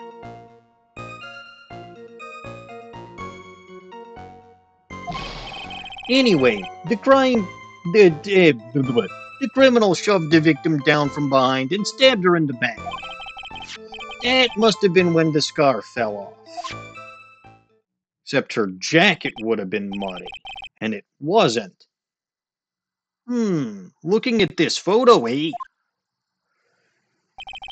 You really get the sense that this bridge is very high up. So how the fuck did she get a picture of it? It is about a 40-feet drop from the bridge to the Eagle River down below. Mr. Diapers Edgeworth, who took this photo anyway? What kind of hoser would get a photo like this? Let's just say that it was a well-intentioned third party. Well-intentioned my ass. What do you want to bet it was Dahlia? And nothing about her is I still think that this game did a massive disservice to redheads in general. But okay, at this point I acknowledge nothing about her is well-intentioned. Aha, a potential witness, eh? So why isn't this person in the courtroom? Well, they said they absolutely did not want to testify. The person in question is very delicate, Your Honor. Besides, as long as we have this photo, we see no reason to compel her to testify. Technically says them, but it's a her. It's a Dahlia. I know it's a Dahlia. They can stop It beating says around the her in my bush. transcript. Interesting. So I think they were trying to be slightly more coy about it when they remastered it. But no, this No, is because clearly Dahlia. every other change in the remaster specifically has a note on it saying like this was changed from X in the original release. Well, this is completely unnoted. I mean, I don't know what to tell you, man. I see them on my screen right here. No, yeah, I'm looking at your screen and that absolutely says them. But it says her with no notes in my transcript. Well, that sounds like somebody ate their homework. ... I am not sure how I feel about that, eh? All witnesses must testify to the court. Witness's photo added to the court record.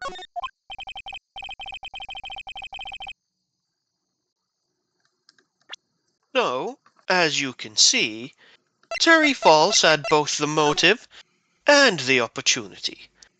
I think it's quite clear at this point what happened on that bridge.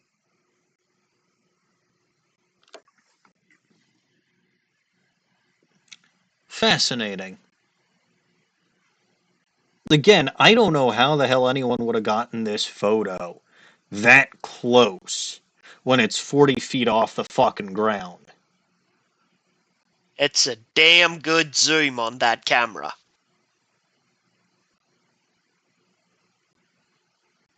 Also, we can't technically see either of the faces, so it very well could come back to, yeah, because it's this person, only this Nobody person, else could possibly be wearing that scarf. or nobody else could possibly be wearing that jailbird outfit. Bah.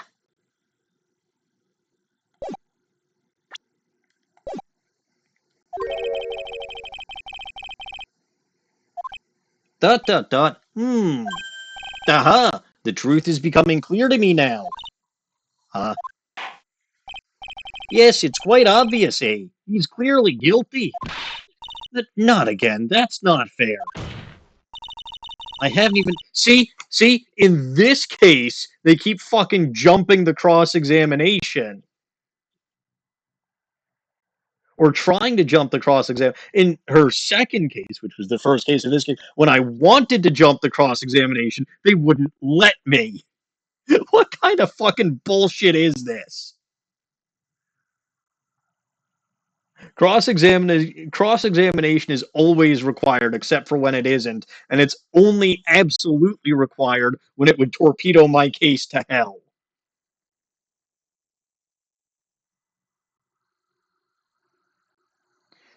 I mean, Pokey Delta, the other judge also needs to be removed from the bench. Neither one of them is very good at their job. What do you mean,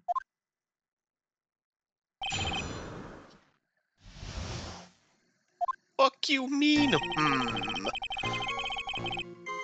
Press. Who is this eyewitness? She's a... Okay, here it says she. Everywhere else I think it said them, or they.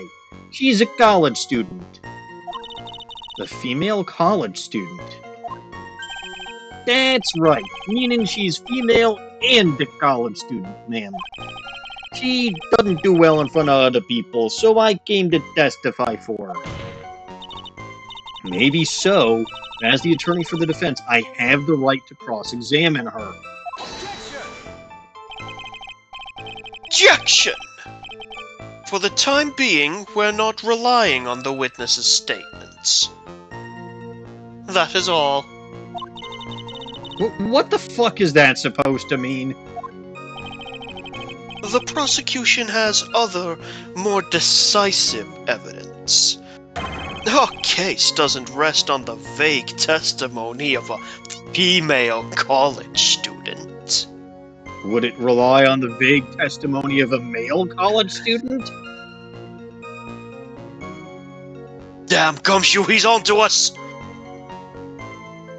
I'm confused. But what else is new? The female college student, eh?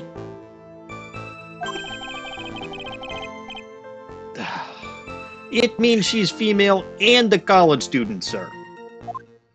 What? This is so fucking stupid. Female and a college student. Will wonders never cease? I mean, if this was like the 1920s, okay, fine. But it's not. If you absolutely must hear her testimony, you'll have to give us a good reason why. Because she's a cute redhead. Damn, that's a good reason. Okay, bring her in. See? Yes, Pokey Delta, I know who this witness is. I figured this out. Because she would be 19 at the time, which means she would be in college. This is a year before the first case, right before she kills DieGO ArmanDO, because obviously he's not dead yet. Unless it's a ghost I've got standing. Which, to be fair, Mia Fey is a spirit channeler, so not entirely impossible?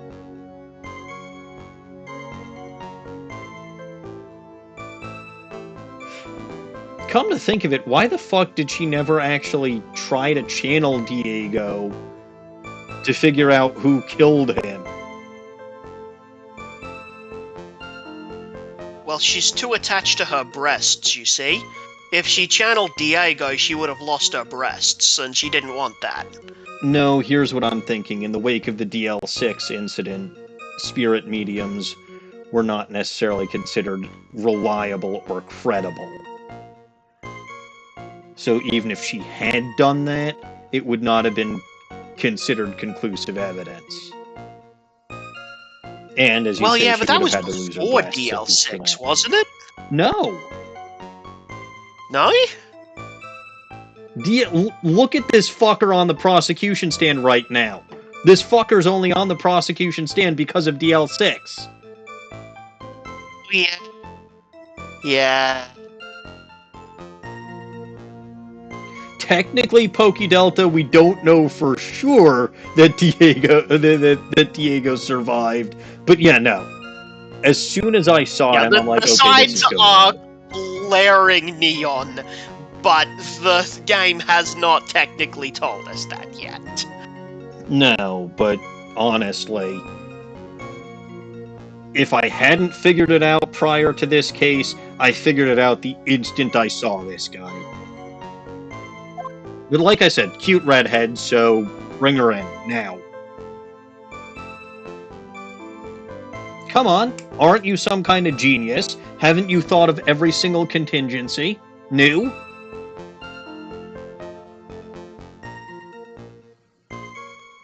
This guy. He doesn't even have his witness prepared. Look at him, he's fumbling in court like a dummy. Go back to diaper school.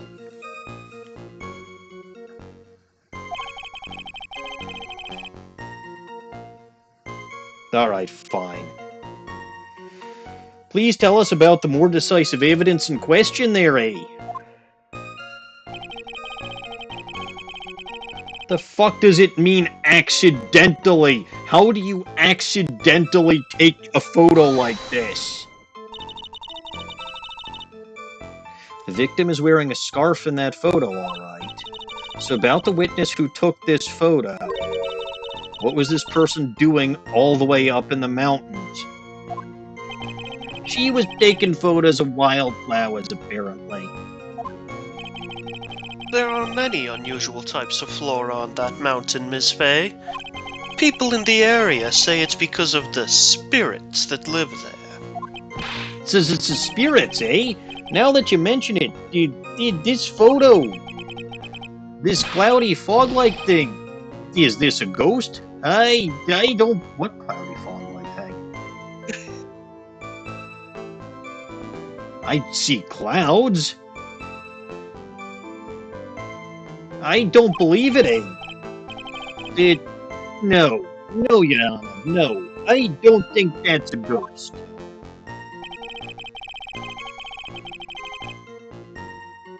Press. Drizzling, huh?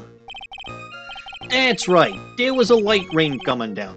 The whole place was dreary. But not as dreary as the mood that's in this courtroom right now. Haha. Dot. Dot.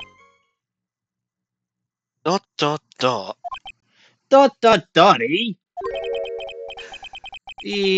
Looks like a cold front just moved in. In any case, the point is that the area was quite damp. There was even some fog. I even slipped and fell while I was on the bridge. It was really something. Sounds about right, Gumshoe. Shoved her down from behind and stabbed her in the back. So what I'm reasonably certain about is that I've got to present something on this statement. That something is either the muddy scarf or the photo again, because her jacket isn't muddy, and it damn well would have been muddy if she was shoved down from behind and her scarf got muddy. But, me being me, I'm going to press instead. Hold it. Is that part of the witness's testimony as well? Of course it is. He pushed the victim hard in the back and she fell down right on her stomach. I remember that happening once myself. It was really brutal.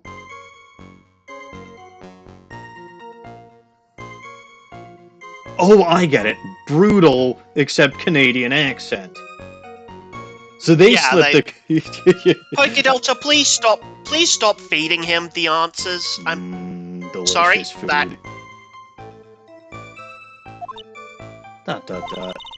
Are you talking about seeing someone get pushed, or are you the one getting pushed? Or does it mean that you pushed someone down like that once? With his mind-boggling tales and the way he said brutal. He is Canadian, Mia. I'm not doing this stupid accent for no reason. To be fair, you wouldn't have known to do the accent if I didn't point out that yes, he is Canadian right at the start. No, because we saw him for the first time in case 2... case 2. And I'm pretty sure he said about Phoenix, who's this, who's your A? Or who's this, who's her A? Which is pretty Canadian. I didn't realize. I forgot he was in the second case. Yes, because somebody has to be in the trial of Luke at me as Mask to Mask.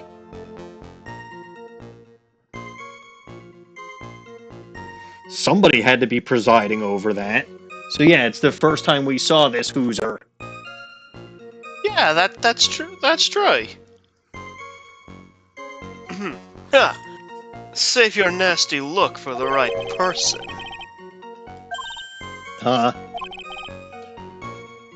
Take a look. Poor baby. The court record seems to have wet itself. What? Hey! Watch where you spill your coffee. Does this count or no? Because it's Mia saying it. I want to say no. Then we'll say no. Yeah, the court record. I am aware of this.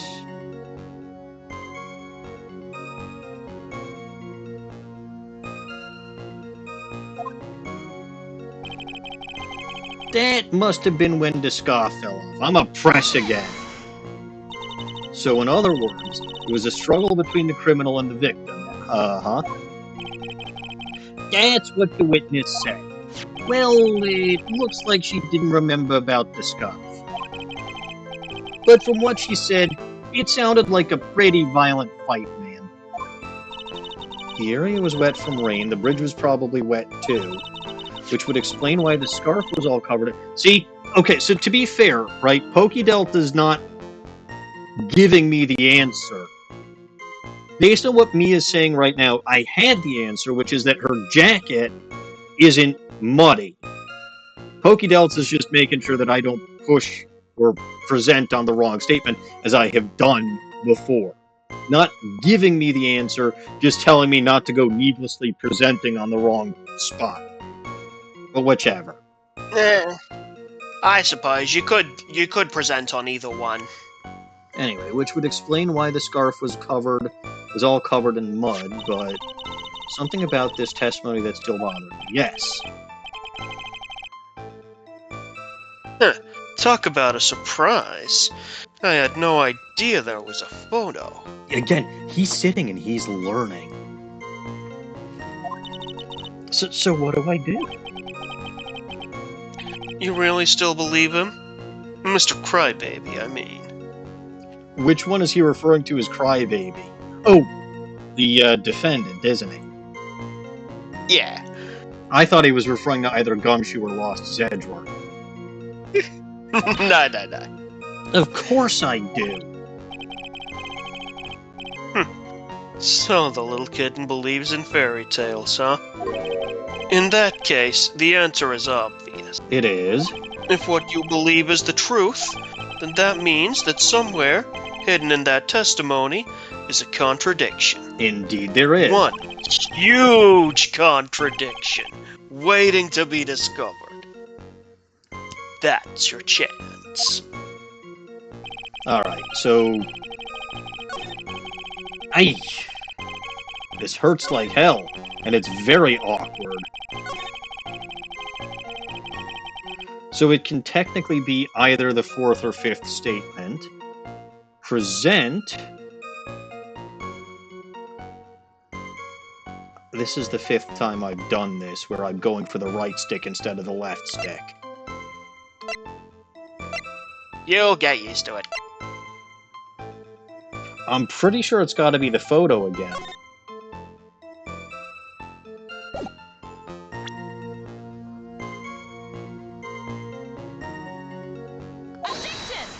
Objection!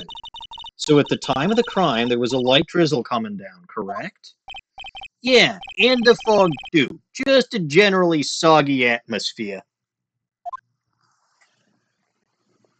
Oh man, her smug hair whatever thing is, I love it so much. Yes. Well, I have evidence that doesn't go with the soggy atmosphere. But this is a photo of the victim's body that was found in the car trunk, eh? Considering the conditions at the scene of the crime, something isn't right. Correct.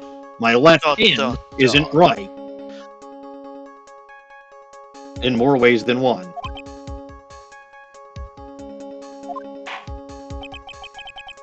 Well, by all means, please enlighten us as to what isn't right. Use this pointer, eh? What about this photo of the trunk doesn't fit with the conditions of the day? I'm just gonna point at her boobs.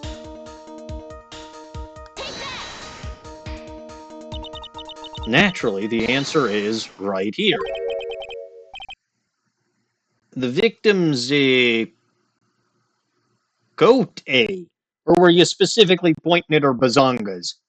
No, I was pointing at her coat, Judge. As far as I can see, there is nothing strange about that. That's exactly what's strange. Recall the testimony. What were the conditions on the bridge that day? It was drizzling and foggy. Dusky bridge was all wet.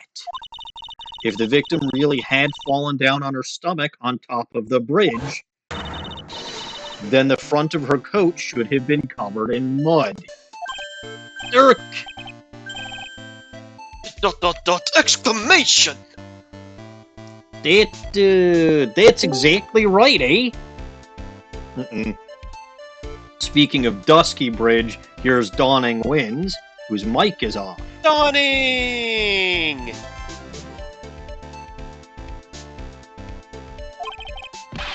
The other day, I fell on a muddy street and my gorgeous playoff beard was befouled. Objection! Love this guy. He's great. I do admit that the crime scene was quite wet that day. However, that doesn't mean that the top of the bridge itself was muddy. The scarf that you presented, jackass!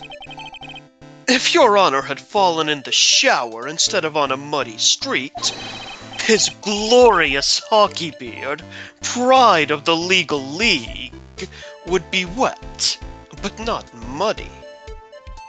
Dawning, your mic is still off. I'm sure you want to comment on some of this. Fortunately, I have yet to test that. Still, your point is well taken there, eh? Can you prove that the surface of the bridge was muddy that day? Yes, with the evidence that you gave me that I still said was irrelevant.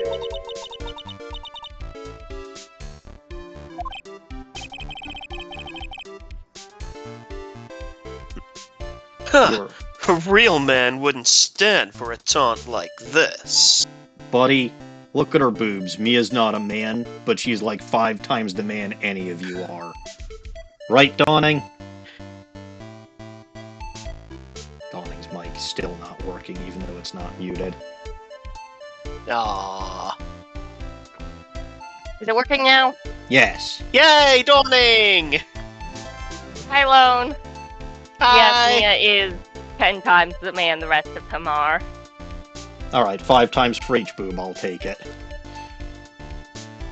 You're right, it should be 10 times for each boob. Fair enough. Neither would a real woman.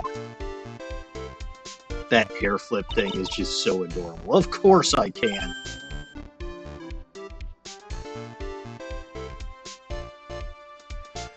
Anyway, how are you, little goblin? Finally out of the basement?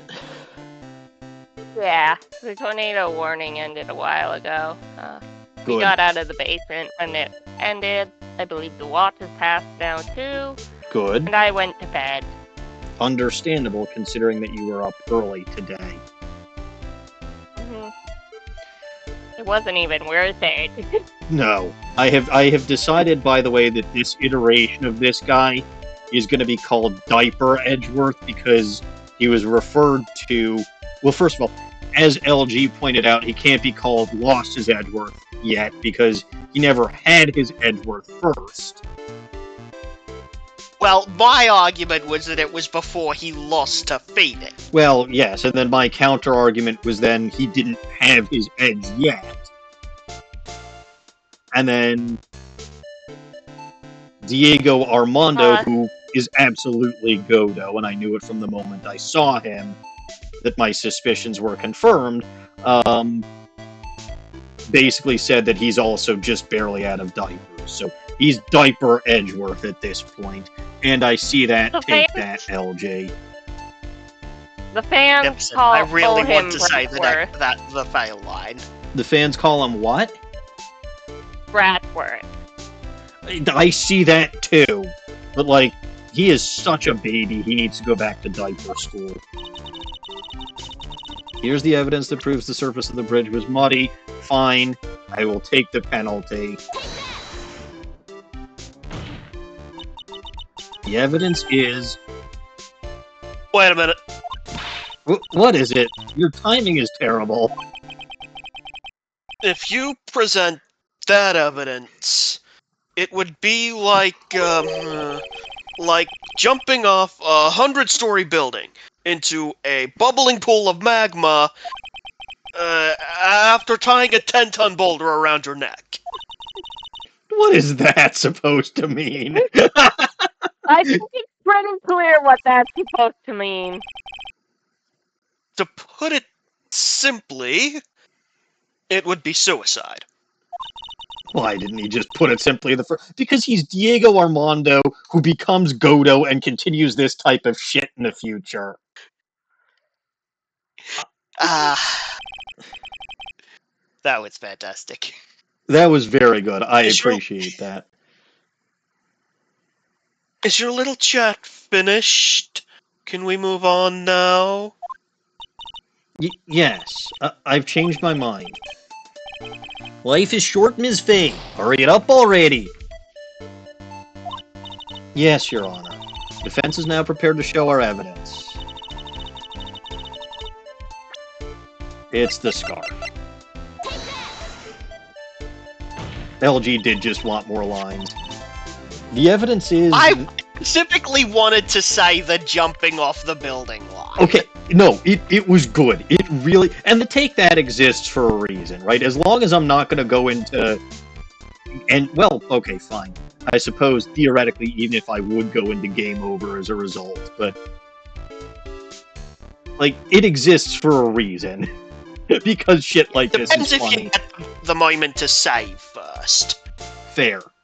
Anyway, the evidence is this scarf. Ah! It should be obvious.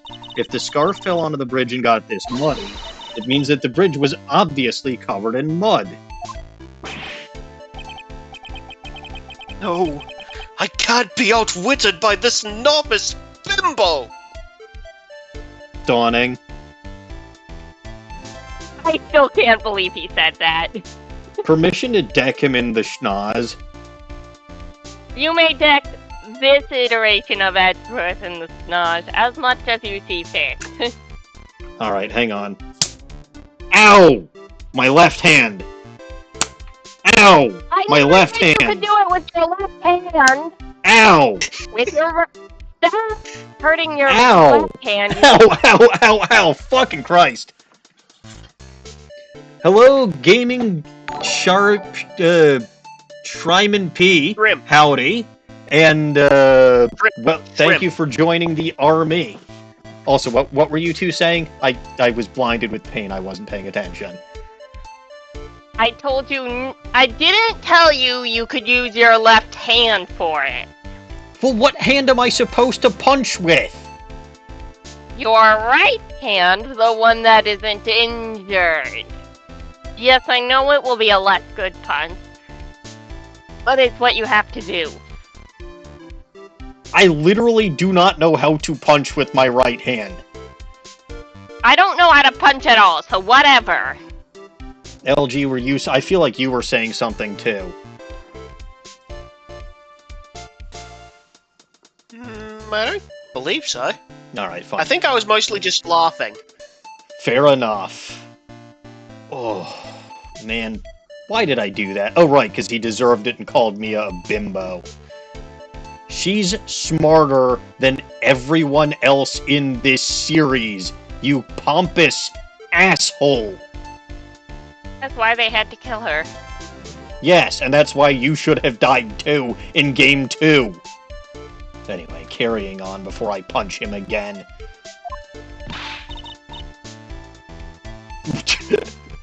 Is she calling him a novice bimbo? Well, this is his first case, too. Okay, but... Well, technically, I mean, I think the colloquial term, as we mentioned earlier, would be more himbo than bimbo, but... It would fit him more than it would fit her, because he's stupid. It was originally, gender neutral, I do believe. Well, fine, then this may have been at a point in time when it was gender neutral. So go give it right back to him, Mia.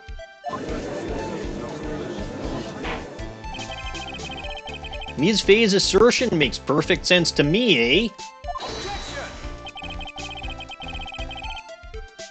Objection!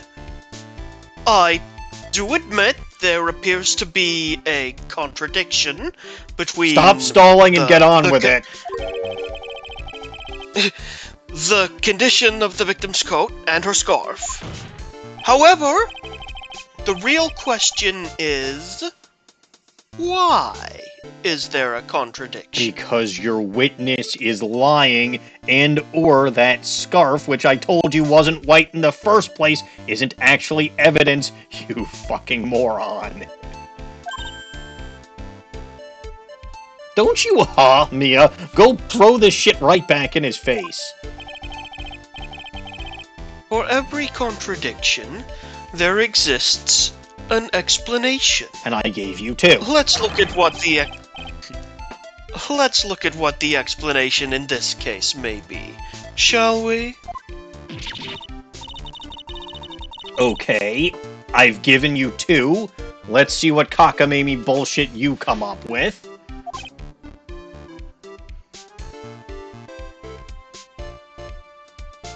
Go ahead, LG.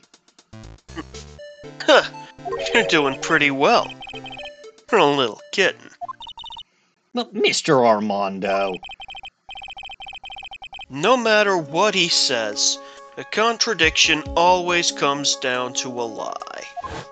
It's either the victim discovered in the trunk, the witness's photo showing the defendant and the victim, or the witness's testimony that stated she saw the moment of the murder. Just relax and think it over. It's pretty simple, isn't it? Yeah. The false evidence.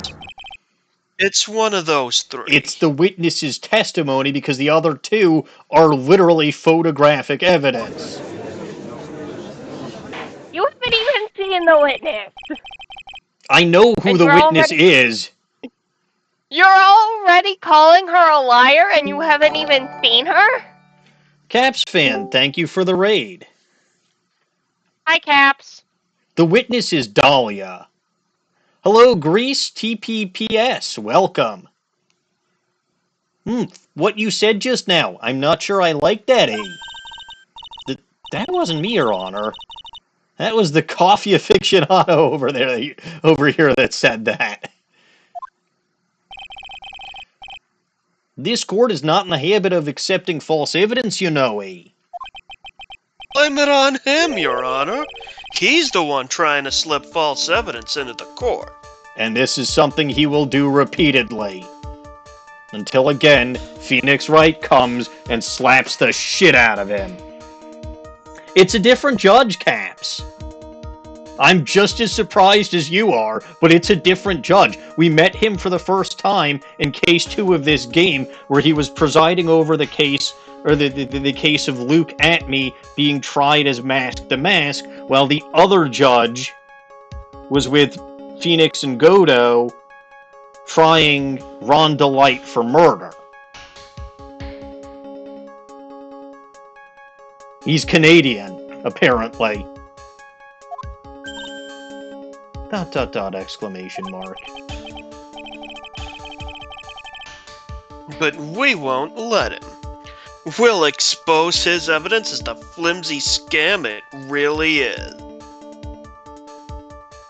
Saying names that you recognize but not comprehend. I mean, you know who Phoenix Wright is.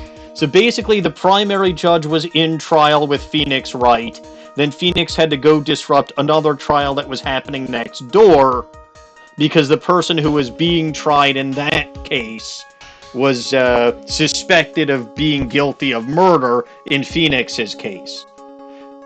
So bottom line is, we met this second judge in Case 2 of this game.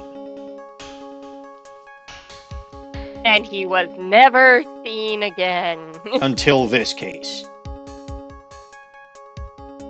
And then after this game. I mean, it does make sense that there are multiple judges, mind you.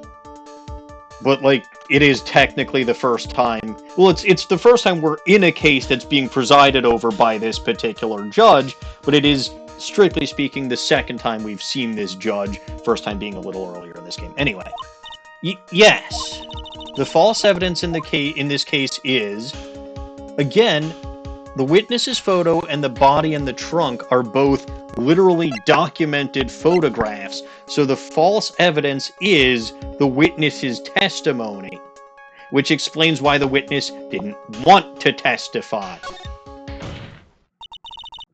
It's a no-brainer. Obviously, it's the witness that's suspicious. After all, female and a college student? How is that even possible? Right, LJ? It does seem like a stretch. It's not just us. It's not us coming up with that out of thin air. That's like mentioned about a dozen times when you press on a certain statement. It means that she's female and a college student. Yeah, that's a thing that college students sometimes are. I know. Anyway, during his earlier testimony, the detective pointed out a crucial fact. The criminal shoved the victim down from behind and stabbed her in the back. Now, is that testimony exactly what the witness claims to have seen? Yeah, that's what the witness told us. Lovely little Mia-ism animation. That testimony is filled with holes. After all, the victim's coat isn't dirty at all. That's true, eh? It's not just true. It's the truth. If there was a truly decisive witness in this case, I'm certain the boy wonder over there would have called him in the first place. Your Honor, the defense requests to cross-examine the eyewitness. Because she's a cute redhead, probably. The testimony presented so far is not only vague, but contradictory as well.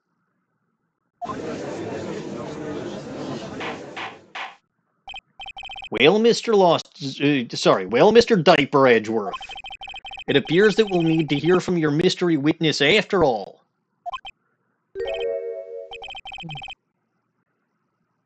You should brace yourself for the brutal truth. That you suck? I'm used to that already. It's not that brutal. ... question mark. Your Honor, the prosecution has no intention of hiding the witness from the court. We are prepared to present our witness at any time. Very well, eh? Please bring forth your witness at this time. What Mr. Diapers Edgeworth said kind of worries me. What does he mean by the brutal truth? That he sucks. Case closed. I win. Edgeworth sucking doesn't really prove Terry Falls innocent of anything. In fact, Terry Falls is obviously a criminal regardless of whether or not he committed this murder. Similar I don't know to... if that's been established yet. I mean, yes, he definitely broke out of police custody, and he definitely stole a car.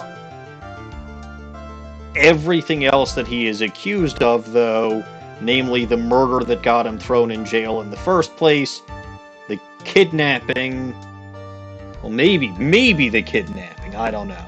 But, like, I don't think his alleged victim from the first case is dead.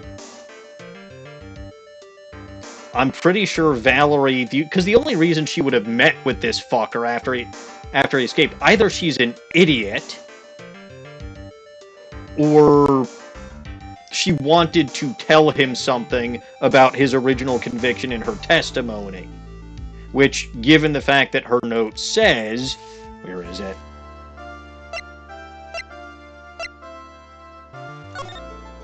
Talk to Dahlia, tell her this time the whole truth must come out. She obviously had something to say to Falls. And again, unless she was a complete idiot, she wouldn't have gone to that bridge to see him without damn good reason. Because she was the one who sunk him, specifically probably by lying, and got him sent to jail in the first place.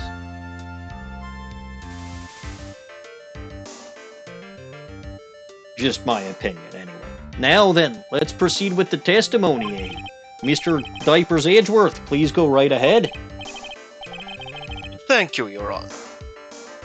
The prosecution summons the woman who saw the events that day with her very own eyes. Blue Eyes White Dragon? No, I think she died. Oh. This is it, Mia. The battle begins here.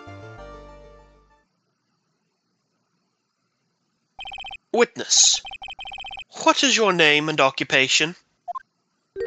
What the... Oh, it is exactly as I expected. Hello! ...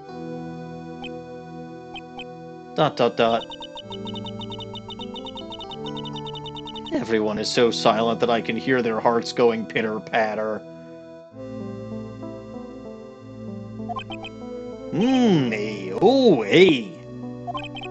When I look at you, how can I put it?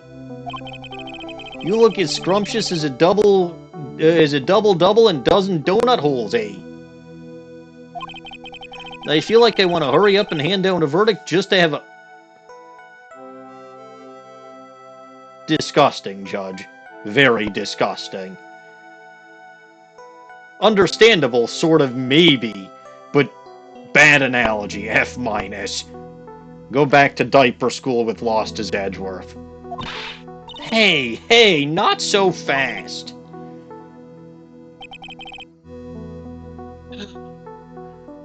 As I said before, this witness is very sensitive and delicate.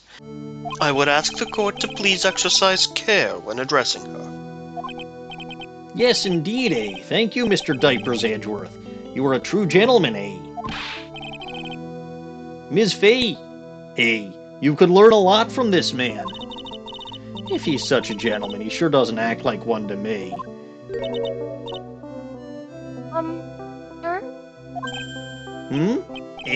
Yes, my dear. This is my first time, so I'm sure I'll make a lot of mistakes. Anyway, I just wanted to say I'm sorry for all the trouble I might cause. Not at all, It's no trouble at all. Now then, may we please have your name and occupation? My name is, Melissa Foster. I'm a Bullshit! college student, Perjury already! freshman at the literature department. You were on the scene when the unfortunate event occurred, correct? And you were the one who took this photo. Is that accurate? How can you be so mean? Now see here, what are you doing shoving that in her face like that, eh? Huh? But it's just a photograph. It's not like it's something dangerous, and it's not like she didn't take the fucking photograph. I don't want to look at that dead body anymore. Next time I'll be forced to penalize you, eh? And yes, it's the saccharine sociopath with a penchant for murder.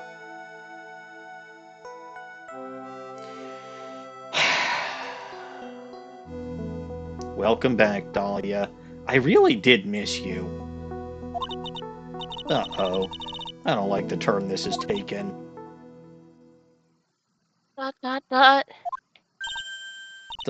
question mark. Is she staring at me? And you would be? Huh? I'm the defense attorney. My name is Mia Fey. ... I see. Oh, you are. I'm sorry, what? Oh, you are. So you are He what? sure is. She sure is.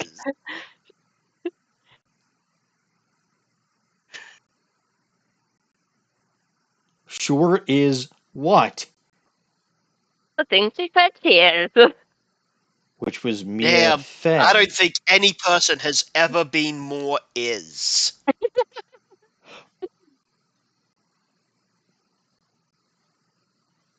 I'm right. I'm right again, aren't I? She sure is Mia Fey. No, The I defense attorney. said earlier Dahlia was a Fey. Like I said back during case 1 that Dahlia was a Fey.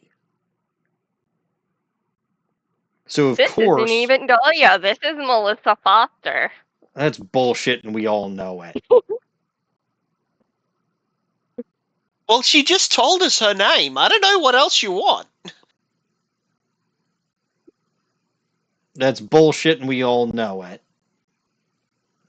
Her name is Melissa Foster. It says so in the court record.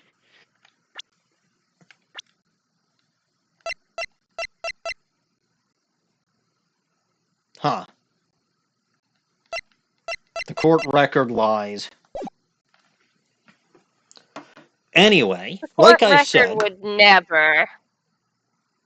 would you let me complete a thought for one? No, wait, I'm not allowed to have those, am I?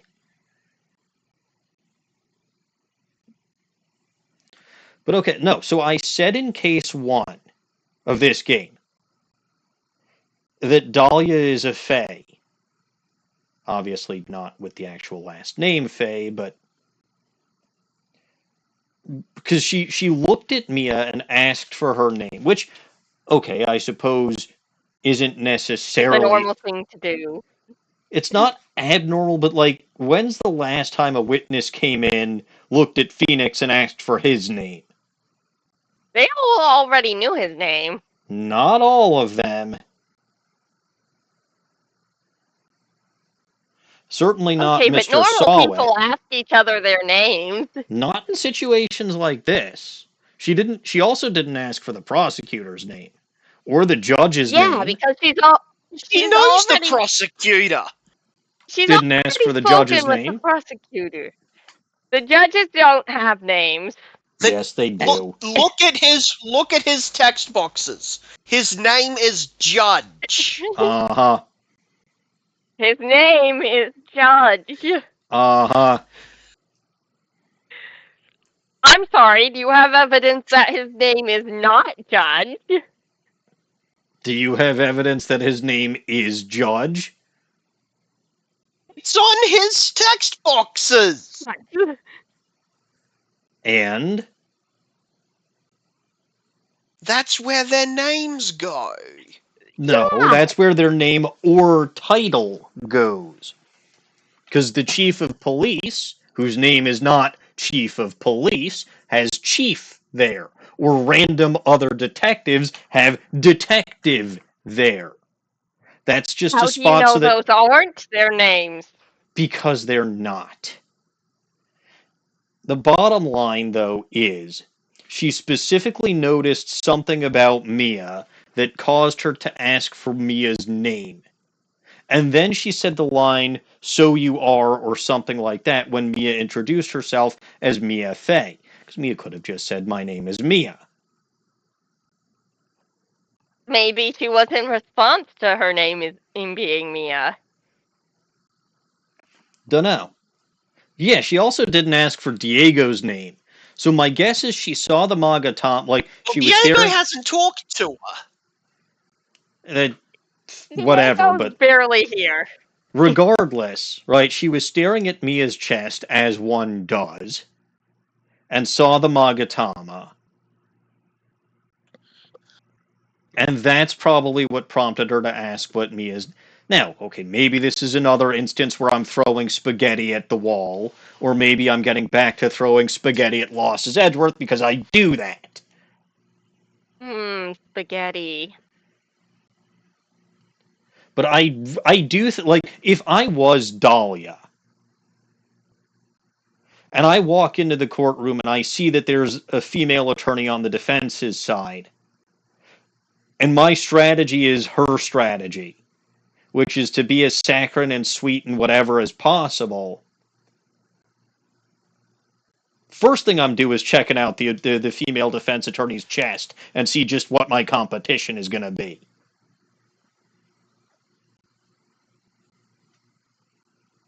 I mean, does that make sense to anybody?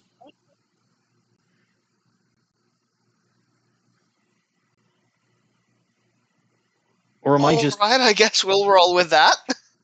Well, because again, if her strategy is to win based on her charm, right? And by her charm, I mean her feminine whatever, her feminine wiles or willy or whatever. And the defense attorney is a female, that could throw a wrench into her plan if she gets out-chested, shall we say.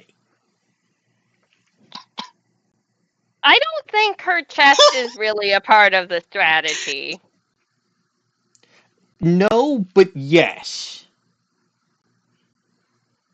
Also, as Pokey Delta said, Dahlia would have to be blind not to see the coffee drinker next to Mia, but... She's And not again, interesting. I think if her strategy is, and I've been gone for so long that my Switch was about to go to sleep, but if the strategy is basically use the fact that she's cute and female to her advantage, she wants to know that the defense attorney, who happens to be female, isn't going to throw a wrench in that plan. That's why she was staring at Mia's chest. So I'm not going where you I two love have how told that's me the not to part go. we've gotten caught up on. Because I don't think either of you two understand where I'm coming from on this one. No, we don't. Fine, I'll just drop it. I think that what I'm saying makes sense, though. Bah. Now then, young lady, could you please give us your testimony, Yes, Your Honor. I'll do my best.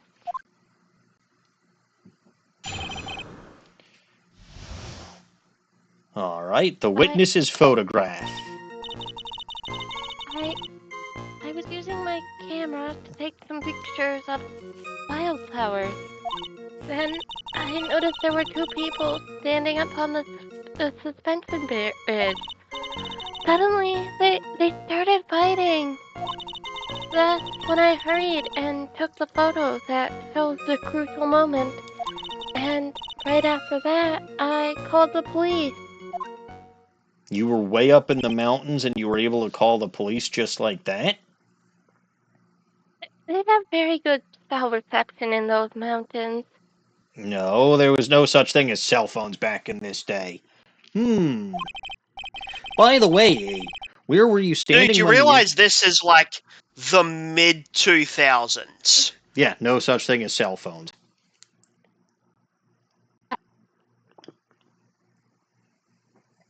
The 2001 is, I think, when they say Gregory died. This is See, Dahlia's a Pokey year Delta younger gets than it. Phoenix. Dahlia's a year younger than Phoenix. Phoenix 2016. Pokey Delta gets it. Thank you, Pokey Delta. Right now, this is 2012. No, it's not. This game came out way earlier than 2012. Yeah, Well, but yeah, but they are set in the future. That's they- Air baloney. quotes, future. 2012 is in the past. they're set in the future from when they were released, which is now the past because time progresses linearly unless you time travel. Which happens in this game, because very clearly, we started out 4 years before the incident, then we went to current days, then we went to current days again, now we're back to 5 years before current day, and God only knows where we're going to end up. We're going to end up on Mars in the 5th case.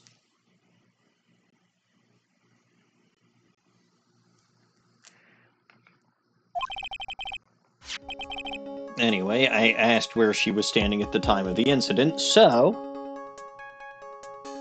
I believe the map would be of help here.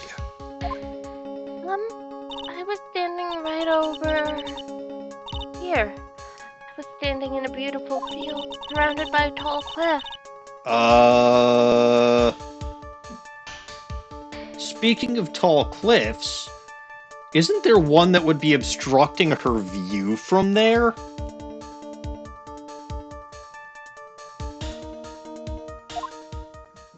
Interesting line of thought. I have those every now and then. Indeed. You shouldn't be thinking, though. I'm running out of fire extinguishers. That's okay. I'll just punch something if I can't think. Apollo Justice's last case is set in 2027 or 2029. By the time I get there, that'll be in the past too. So you took the photo from that location, eh?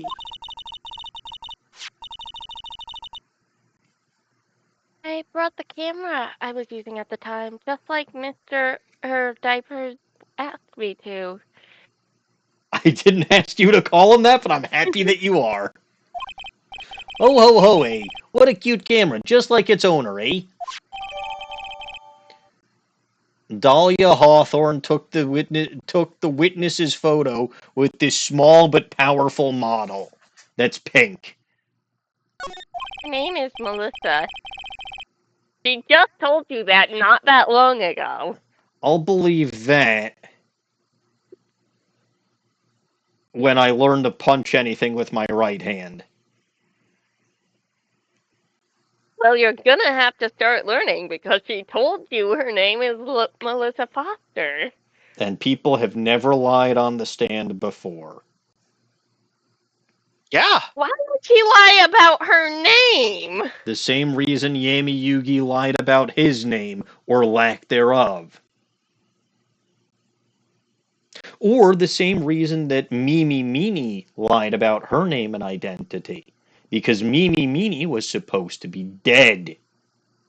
It's another redhead what's supposed to be dead. Dahlia and Melissa Dahlia are having a sister twins. to impersonate. You were both talking at the same time and I couldn't understand you. We were literally both jumping on the same joke. I know. I don't remember Dahlia having a sister to impersonate. What if she does? Well, okay, if she hold on, stepsister. if she is a Fae, maybe Pearl is her sister, or stepsister, or something. But Pearl would have been like 4 at the time. Also, there would be a difference between between Mimi Meanie becoming Eenie Meanie and Dahlia Hawthorne becoming Melissa Foster, which is a completely different identity. Makes your teeth ache with that sweetness. Look, she's cute. I really did like Eenie Meanie as far as appearance better. And I liked Mimi Meanie's personality better than I liked Dahlia. But Dahlia's still cute. All right then, Ms. Faye. Time for your cross-examination there, eh? But I warn you, make the witness cry again and you'll feel the wrath of my gavel there. So I'm guessing that this is a press on the wrong statement, you'll get penalized. I believe so, yeah. Makes about as much sense as anything. After all, we wouldn't want to make the cute redhead cry. Exactly. Melissa Foster being sad is very sad. Yes. Except Dahlia Hawthorne. Either that, or they really had no fucking budget, and all of the characters are redhead. But you were also the one who told me that Dahlia shows up in this case. So... I told you we learned more about Dahlia's family in this case. And we've done that. Yeah, because there is a... whatever her name is, Valerie Hawthorne, who was killed.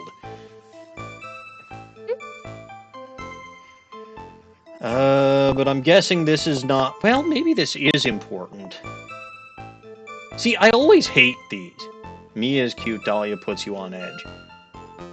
Okay, look, Dahlia puts you on edge because you know she's a sociopath serial killer. That doesn't mean she's not cute. I will grant you that Mia is also cute. I will also grant you that I am biased towards Dahlia's hair color. Which should be a surprise to exactly nobody. No, I really thought you preferred purple hair. I will punch Melly in the schnoz. That would be very rude to do to your one true love. Melly is decidedly not my one true love. I hate him. Anyway. I don't know. Your avatar says otherwise. Yeah, I'm still stuck with really this. I'm still stuck with this for another 6.5 months. Why the fuck do I open my mouth like that? I have good news, though. Oh. With me no longer being the one in charge of Bulba Garden's Twitch channel, I will no longer feel compelled to open my mouth like an idiot whenever we're doing charity events anymore. That sounds like terrible news. It's fantastic news. Notice two Awful. people up on the suspension bridge. Ooh! I didn't mean to press that. Too bad, we're pressing. God damn it, this is the disadvantage of not having a left thumb! Was there anything strange about the two of them? I'm a bad girl. I know I am. It looked like they were having a really serious conversation up there. So I decided to watch them. Like some kind of peeping Tom. I don't know why that was not hard at for me all. to say. Everyone is like that, eh? I love watching other people fight, too. In fact, I can't get enough of it, eh? Actually, that's why I took this job in the first place. Too much info, Your Honor. Canadian judge. All he likes is hockey. In any case, it's perfectly natural for you to have kept watching them. Especially dressed as they were. To be fair, yes. Well, anyway, I was watching them very closely. Okay, so I didn't get penalized for that, thank goodness. She didn't cry. Fair. I feel like this is important, though. Suddenly they just started fighting. I feel like that's kind of important. So I'm gonna press my luck and press again on purpose this time.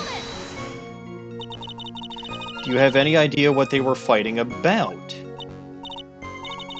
What? No, I have no idea. Why'd you ask that? Oh, I just thought that maybe you overheard what they said. Oh, well. Dot. Am I crying? Yep. ... exclamation mark. I would never.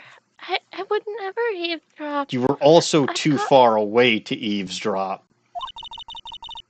I've got more class than that. That's right, Ms. Faye. Don't drag the witness down to your level, eh? Grr. I didn't get penalized? Strange. I can't remember how this works.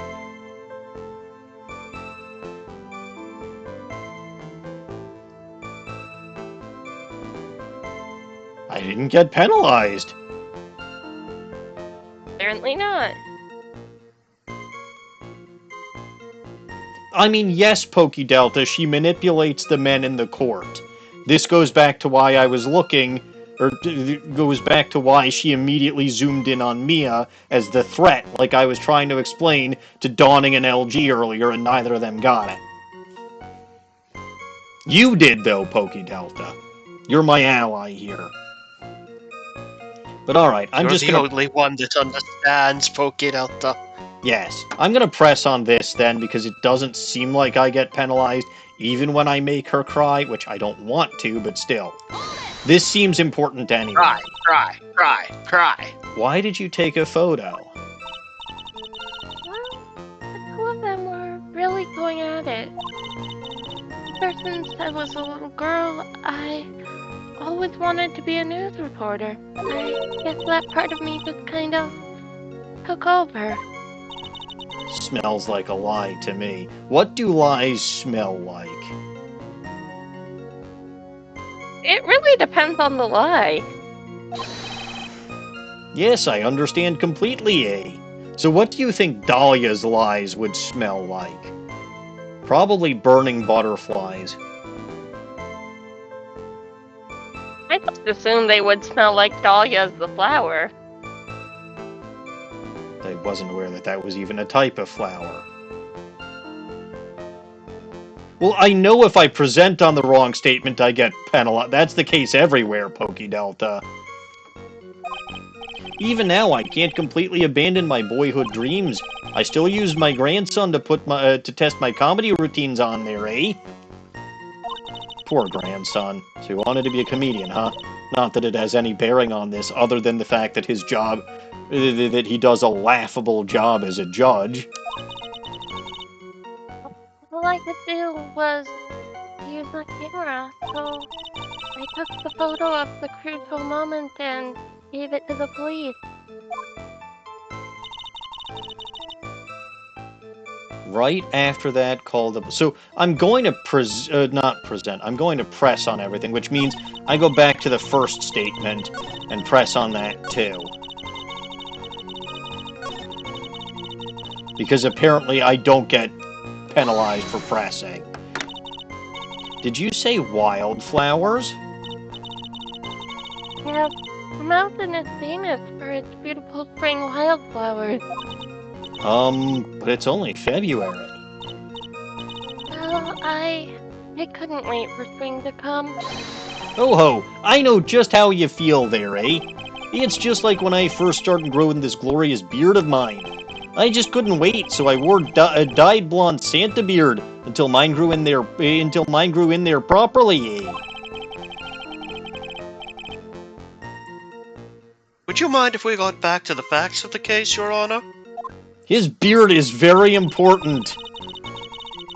Diapers, How do we know Edgeworth. it really is a real beard? He's admitted to faking a beard in the past. How do we know he isn't still?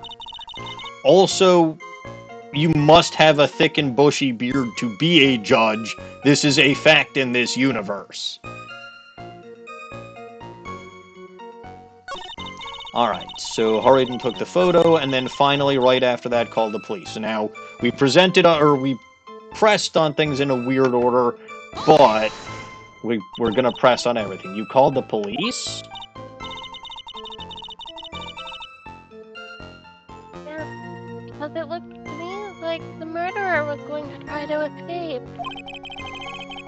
We were already moving before the call even came in. How? Thanks to the victim's note, we had already started our operation. Yep, that's fair. That's fair. That was certainly tough luck for the criminal then, eh? If Terry Falls isn't the criminal, then there must be something strange in that girl's testimony. I'm still pretty convinced that Terry Falls is a criminal. A criminal, yes. The criminal that committed this murder, no. It's just like Lana Skye was guilty of forging evidence, but not of the murder she was on trial for. And you do not deny that Lana Skye was innocent of murder, do you? I still think we should send Terry Falls to jail. I just checked, though, and the reason I think that hasn't been established yet, so... Be careful, kitten. That girl has the judge wrapped right around her little finger. You're gonna have a tough time poking holes in that testimony of hers. I note how DieGO seems to be completely immune to her charms. He's too into Mia. He might be, which means Dahlia was right to see Mia as a threat. You're going to have to come up with something real. Also, Diaper's Edgeworth seems partially immune, but it's because he's using...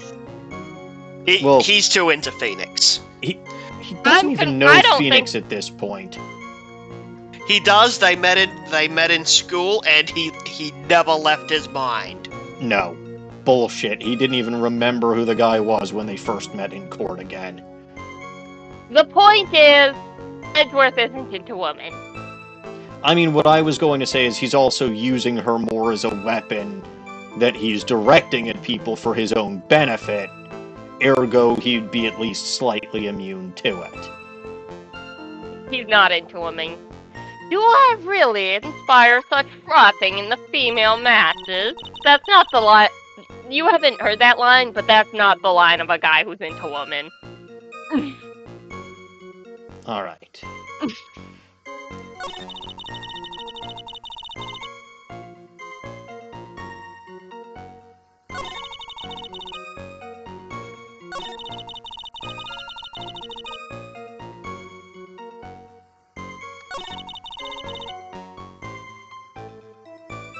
What do I even have in my court record?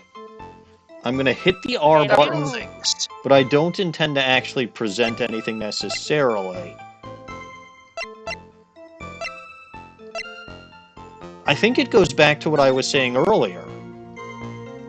Right? If she was where she said she was, I don't think she could have even seen the people on the bridge from where she was. Maybe.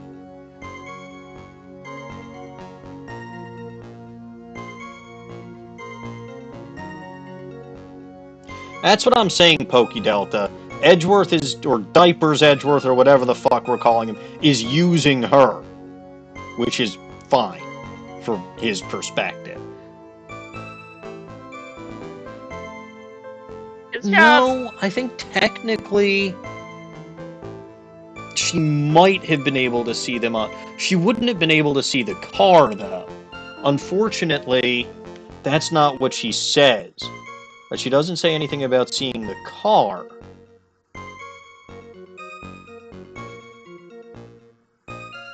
So...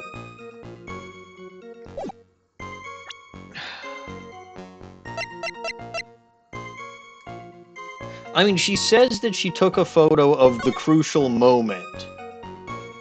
Is this like a Rise from the Ashes thing where it's technically not a photo of the crucial moment, it's just them talking to each other, and there's not actually a sign that they're fighting at all?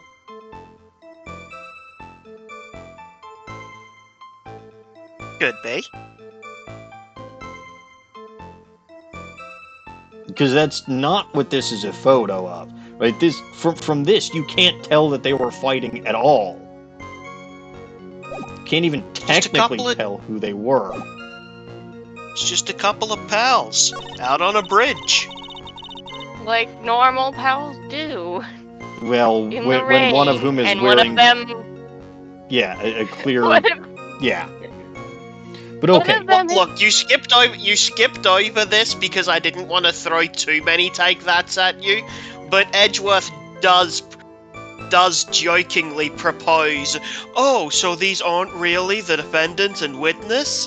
The defendant and victim?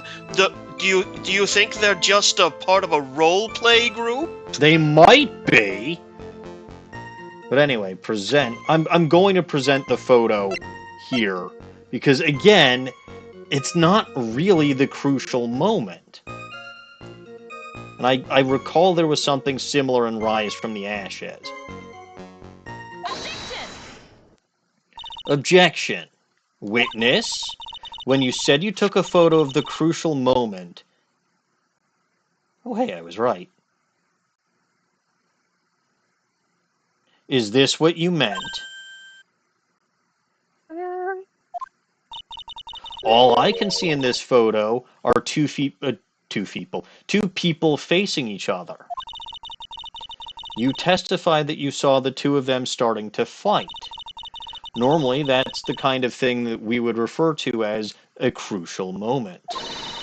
Why haven't you presented a photo like that? Well, you see... The photo we presented was the only one there was.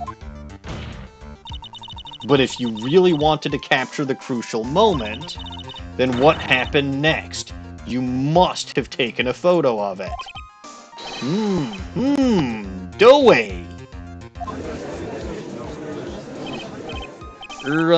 My apologies there, young lady. Or I'm sorry there, young lady. But Ms. Faye's assertion is not without a certain amount of merit there. He can certainly downplay a situation, can't he? I'm sorry. Very bad girl. I used it all up. I mean... You ran out of film there. That's not a problem we're supposed to have in the mid-2010s. There were such things as digital cameras there, you know.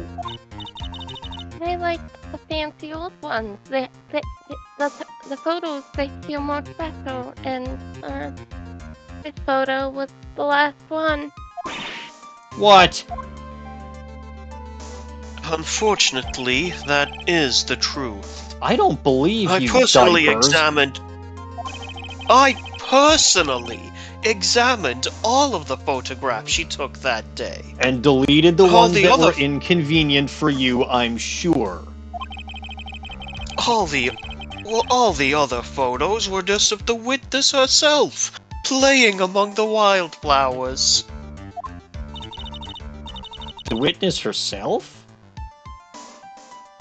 Mia, you know that there are such things as timers on cameras, right? Don't make me have to revoke your status as the smartest person in Ace Attorney. She's just really bad with text specifically. Tech is hard for Mia. I suppose. This is canon. Cameras are canon, or canon is a brand of camera, yes. I was more referring to the fact that she canonically can't use a computer in her office. Oh yeah, I think that was mentioned in case 1, too. Anyway, you're lying, Dawning. Well, you see, my camera has a timer feature built into it. So you took photos of yourself? I remember taking photos of myself once, too there, eh? Please, no details. It seems that Ms. Faye's assertion was not so decisive after all, Larry. It still kind of was, because we still don't technically have a photo of the crucial moment. Most film cameras don't have timers built into them. Most. The key word is most.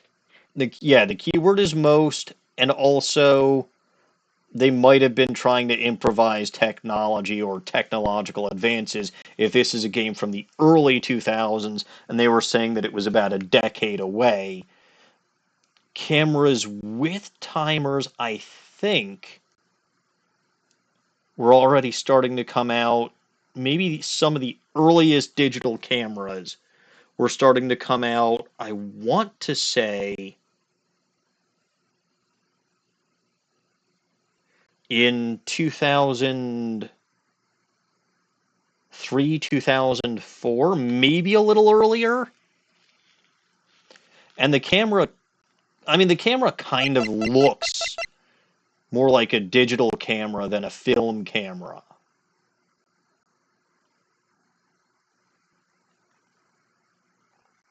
But, again, it is what it is. Well, wait, just a minute. Well, if she had no film left, she couldn't very well take more pictures there, eh? Miss Foster, perhaps you could tell us about a different sort of photo. Photos of the incident that you took with your very own eyes. Mr. Edward, you're quite the poet. Very well then, eh? Let's get back to the cross-examination. Let's hear your thoughts on the fight that you witnessed there, eh? Yes, Mr. Judge. Boy, this guy is really a sucker for sweet talk. Huh. Looks like the other kitten in the room is the one that's getting all the attention. This is how my cats feel today. Yeah, it's sickening. Not all the attention, Diego. You're giving Mia as much attention as, well, probably more attention than she wants, but sure. Okay. Okay. Ah, here we go. There's a new statement that was added. Yeah. Or a couple of statements. I think it's just the one. No. No, Victim turned around and tried to run away, but only got about 10 yards before she was stabbed in the back. Well, you know what I must do with these new statements, right? Well, there's only one thing to do. No, there's technically multiple things I can do. But the first thing that I must do... I mean, technically speaking, Pokey Delta, we don't know Dahlia's background. She might be a college student, but she's at IVU, which, okay, it's technically not an Ivy League university, but, like, that's what it's supposed to be, and... That's what it's a reference to. Right, that's what it's a reference to, and she kind of looks like she's relatively well-to-do. Anyway, we're gonna press on everything. The victim, why do you think she tried to run away?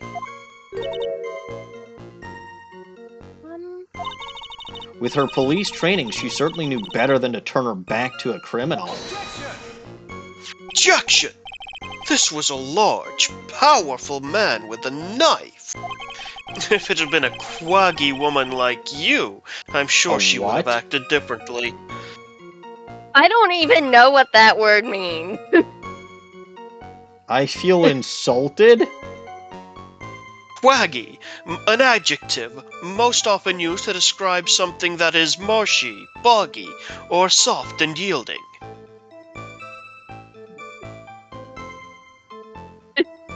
I mean, her breasts are probably soft. Apparently flabby is also possible definition? So now he's calling her fat. So he called her a bimbo, now he's calling her fat. Permission to punch him in the nose again. With your right hand, please. I can't do that. Throw a book at him with your right hand, please. I don't have any books to throw. He's in a duel. With cards. You know, deck him. Those are all upstairs. Also, some of those are collectibles that I don't feel like throwing. Did you know I have collectible decks of cards? No, I don't think I did. Well, I have collectible decks of cards. Anyway, I'm gonna punch him anyway. He deserves it. LG, would you like to punch Edgeworth on Emmy's behalf so he doesn't injure his left hand? No, I have to punch him. It's a matter of honor because I'm the one voicing Mia. I mean, we know that he's not a gentleman, Pokey Delta. He's a jackass and he needs to go back to diaper school.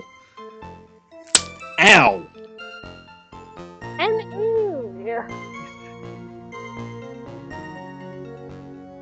He deserved it. Uh-oh. I don't care if he deserved it. It's bad for your hand.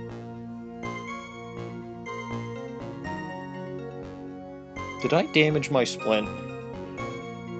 Jesus I hope Christ, not. man! No, we're fine. The judge, look, the judge is an idiot.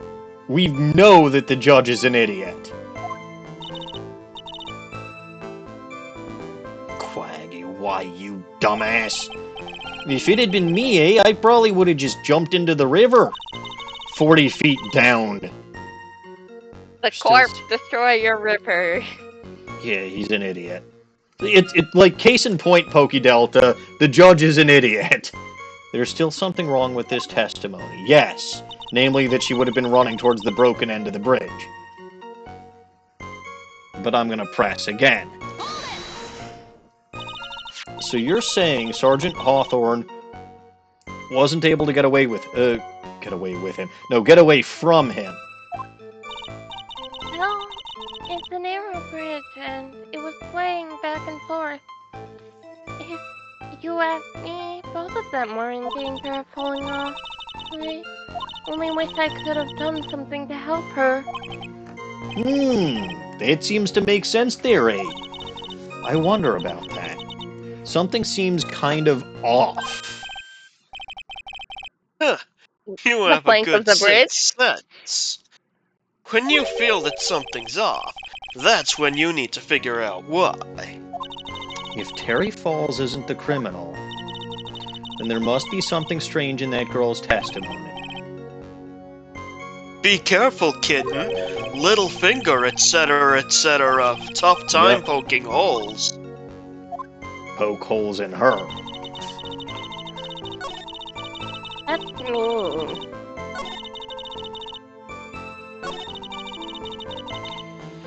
Alright, let's do what I'm supposed to do. Present. Where's that photo? Yeah, see, broken bridge. Literally. She would have been running towards a broken bridge. So no. I am presenting the photo of, or the Dusky Bridge map. Present.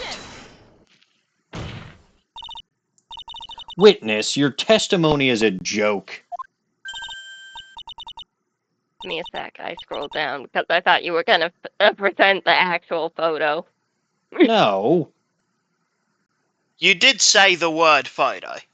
Yeah, I was trying to find the wrong answer dialogue. Sorry, no. I think they should all be at the end.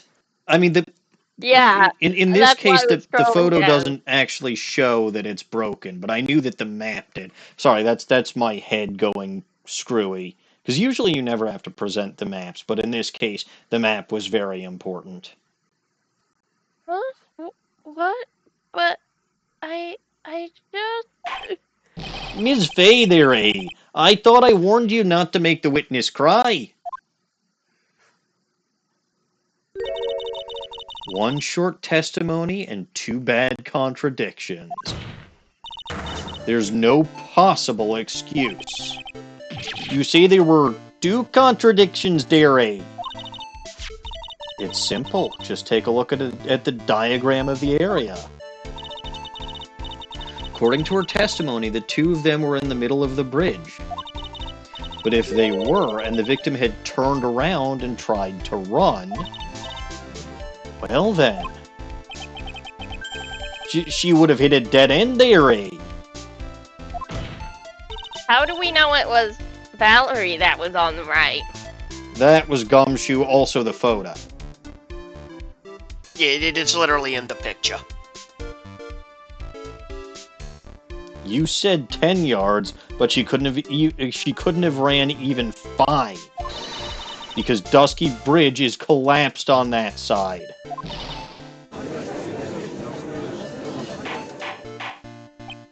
Dawning, if you wad, you got peeked. What? Did that come through? That was fine, yeah. What does this all mean then, eh? It's very simple, Your Honor. This charming little witness told a charming little lie. That's all there is to it.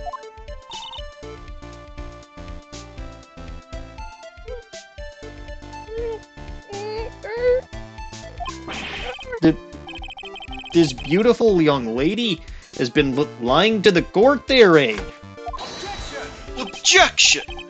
Just a moment, Your Honor. What do you want, Diapers? Your Honor, allow me to personally apologize for this confusion. What do you mean there, Diaperman? There's one major mistake in this diagram. Are you updating the fucking autopsy report? I'm updating the fucking autopsy report! What did you say? What are you referring to The there? autopsy report does not even resolve this contradiction. I mean, he's It's all updating a because piece this of evidence, but... It's all because this diagram was made after the incident occurred. It's a very old bridge. We couldn't find any official blueprints of it. So find official red prints or green prints, you jackass.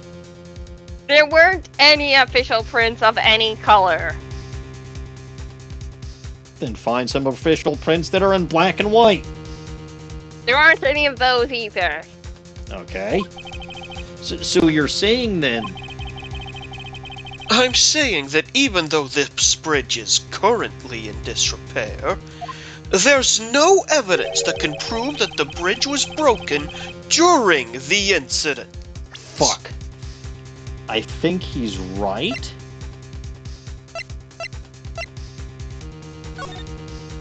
Nope, not that crime photo.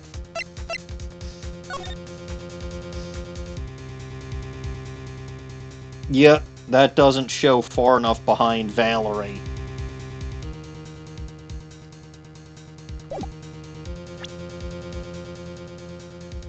Fuck, he may be right. That's the stupidest argument that I ever heard, but it's technically not wrong. Technically correct. Well, that's kind of correct. No, it's not correct. It's just technically not wrong. I mean... The best kind of not wrong! That's ridiculous. You can't actually tell the condition of the bridge from this photo. I apologize to the court for not being more clear when I presented the evidence. I call bullshit. That guy's good.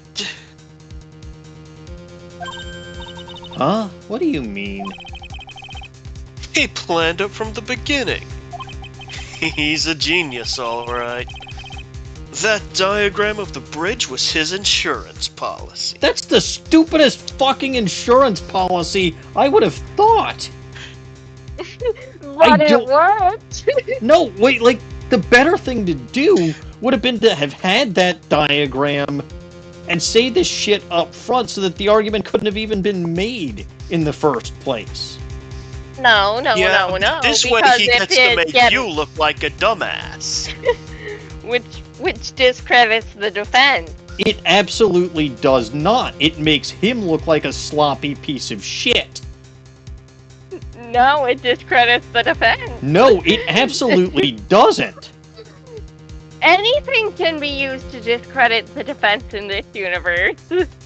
Except it doesn't. Like, it makes him look careless and sloppy that he didn't mention this in the first place. I can't read his stupid mind.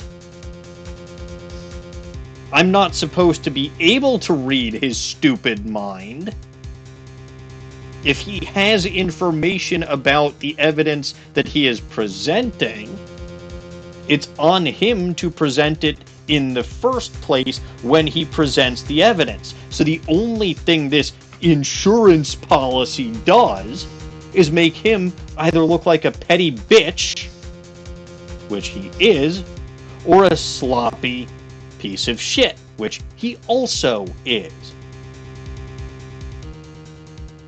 So yeah, some genius. I have more IQ in my left thumb than he has. Which is why I'm not allowed to use my left thumb for this playthrough. It would make it too easy. You'd be too smart. Exactly. I'm sorry, are we claiming that all of your intelligence, and also intelligence that you do not possess, is stored in your left thumb? We're saying that I have more intelligence stored in my left thumb. We're not saying that's where all of my intelligence is, but that I have more intelligence in my left thumb. It kind of sounds like all your intelligence is in your left thumb. That's because you can't understand what I'm saying. That's on you, not me. I'm being very clear about this. Well, it could also be that you're simply not that good at explaining. Pokey Delta understood what I was saying earlier. It's just you two are not good enough to understand what I'm saying. For me, I'm calling you not that smart. If you have that much intelligence in your left thumb, that must be all of it. I never said that I have a lot of intelligence in my left thumb, just I have more intelligence in my left thumb than Lost as Edgeworth has in his entire body. The fact of the matter is, he probably has an IQ of, like, 5? So as long as my thumb has an IQ of at least 6... Hmm? You have an IQ of, like, 6. Actually, I'm trying to think about the last time it was tested. I want to say...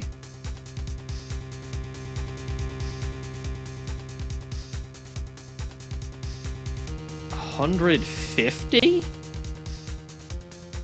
I don't know. I don't actually remember. It was a long... Like, it was probably a good 15 years ago.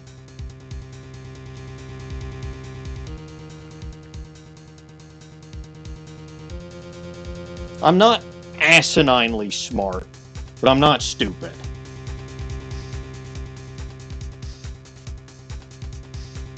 Anyway, like I was saying, if this was his insurance policy, he's a dumbass.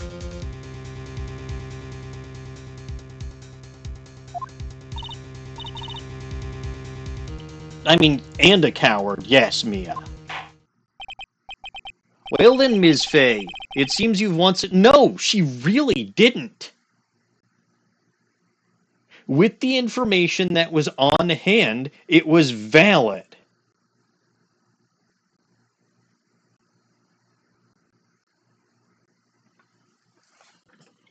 What the heck is Mensa?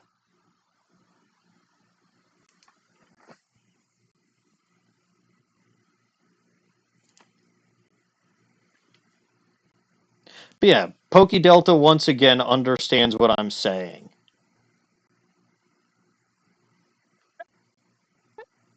I'm so sorry. I should have been more careful myself. No. It wasn't your fault at all there, eh? Now then, shall we get on with the trial? I'd like to establish, once and for all, what the witness actually saw. Indeed. All right then, young lady. May I ask you to please proceed with your testimony there, eh? But it's so hard to go on.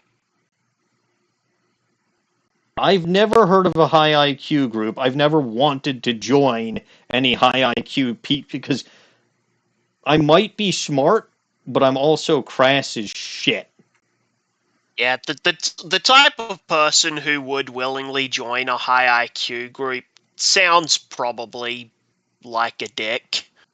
And they'd be mad at you for saying the word dick. My brother... They probably would. My brother is far classier than I am. Like, he's the guy who willingly wears and enjoys wearing three-piece suits with pocket watches. Oh, that's You also classy. have a pocket watch. What? You also have a pocket watch. Well, yes, because it's one of the old ones where I can see the gears and cogs going. Like, I have it for a completely different reason, because clockwork is fucking cool as shit.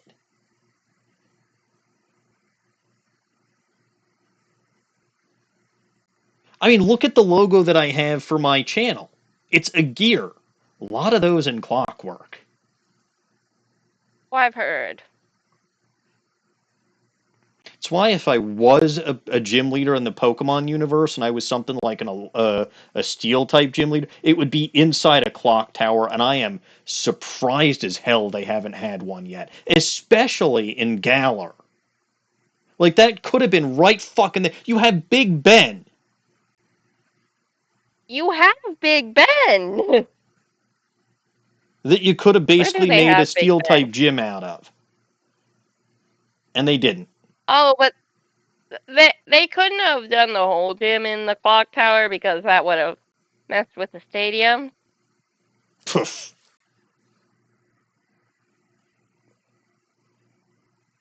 Anyway, let's get back to... We're all on your side there, Ms. Hawthorne. There's Oscar. no need to worry. Just tell us what you saw. Yes, sir. Running from the crime. After he stabbed her in the back, he picked her up in his arms, and he carried her over to the car. Uh-huh.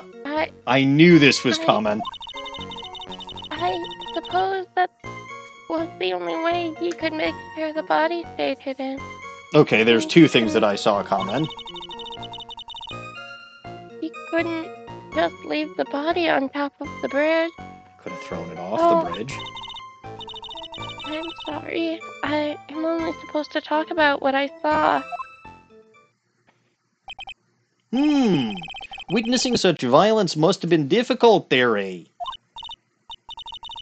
Yes, sir. I'm still shaken up. He accepts this testimony as it is. We're finished. Good thing I've already spotted at least 2 holes in it. One of which is her mouth. Don't say that. Oh well. Maybe I'll stop off at my favorite cafe on the way home. They make a really great mocha latte. I'm counting that. It counts. I'm counting that.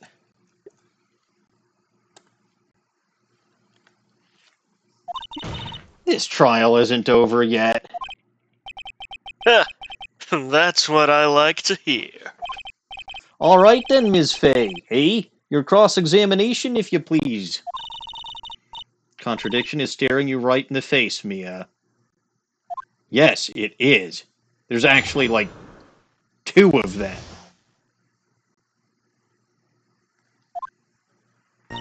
But of course, you know me. Press everything first.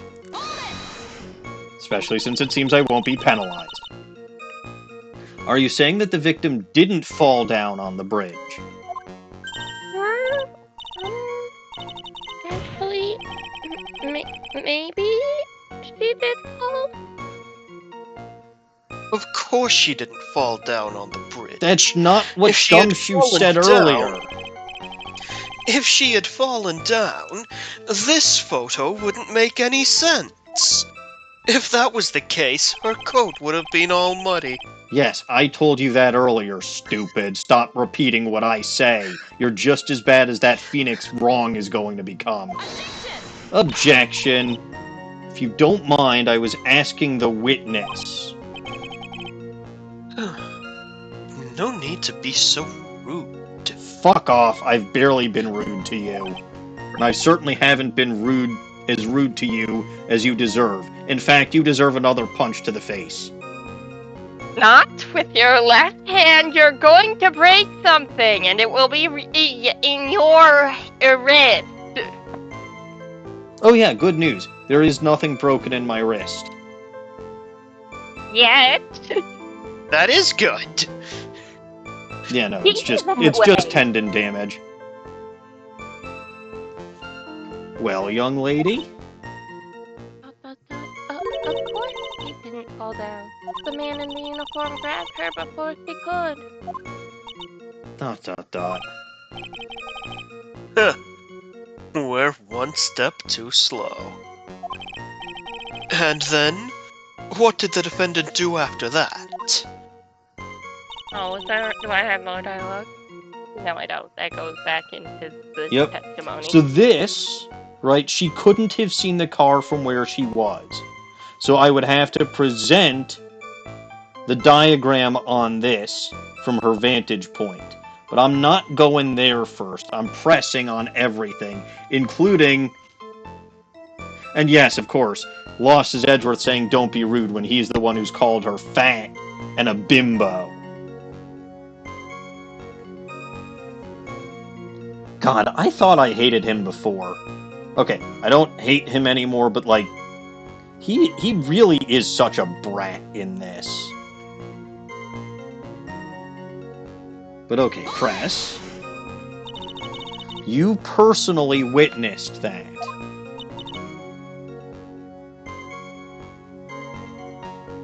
Yeah. Did anything strange happen when he did that? Well, I don't know if you'd call it strange or not, but that's when the victim's scarf fell off. You mean this scarf there, eh? Her words match what we found at the scene. I don't see any problem. I do. She couldn't have seen it. Also, that scarf continues to not be white. I continue to say you don't know the colors of the alphabet. I forgot it was blue.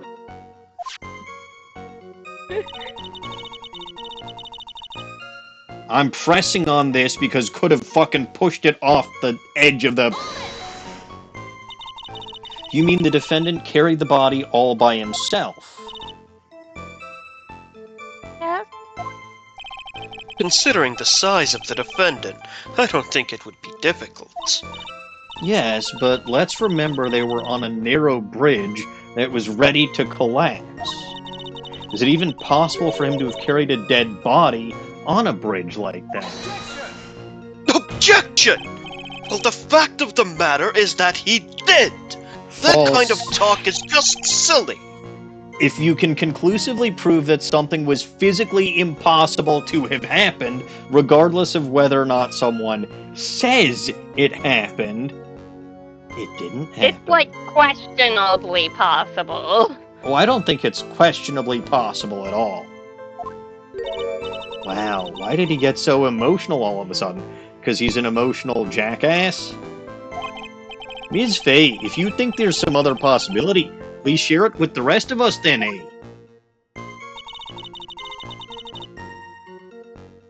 I'm pressing on the next statement because apparently it won't let me. Why did you say that? It's already a broken down bridge hidden away in the mountains. Doing anything more to hide the corpse would be going overboard. No, he could have literally just fucking chucked it off the edge.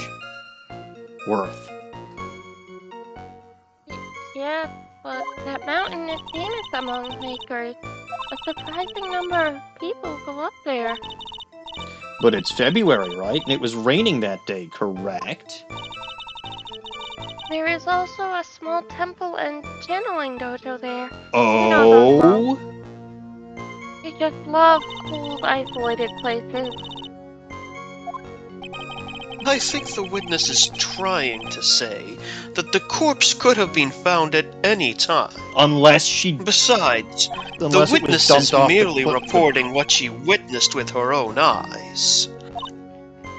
Unless he dumped the body off the bridge, which I think it was Lost as Edgeworth himself that said, you never recover a body, or you very rarely recover a body from that river.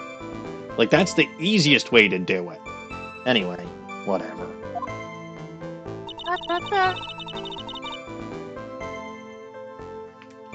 Do I even have to press on this last statement? You don't have to, but You sure didn't can. have to press on any of these. I mean, that's fair. Defendant carried around 120 pounds of dead weight on a rickety, narrow bridge. I mean, yeah, not buying it because the easier thing to do would have just been chuck her off the side like he allegedly did 5 years ago. And you're absolutely certain that it was my client who was carrying the body.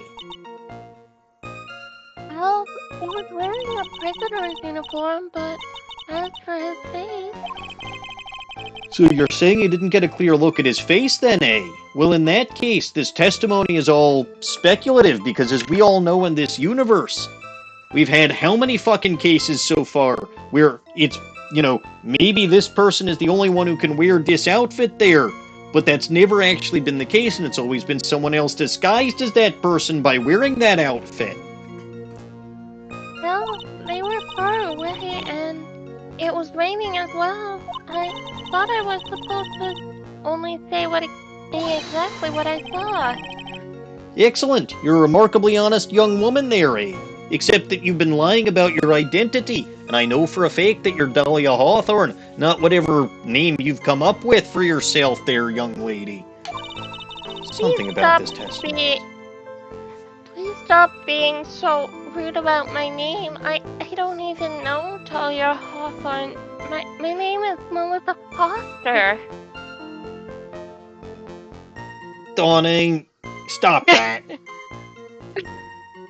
Something about this testimony is bothering me, but what? Hey, kid, you ever put salt in your coffee? I bet you have at least once. No, why would I? Why not? See? Huh? It may actually go better with coffee than sugar, right? You just hate sugar in your coffee, Armando. Listen, my point is that if you're not sure, you might as well add a ton of salt to it. It might bring out the rust in something, like a piece of evidence. He's right, Mia.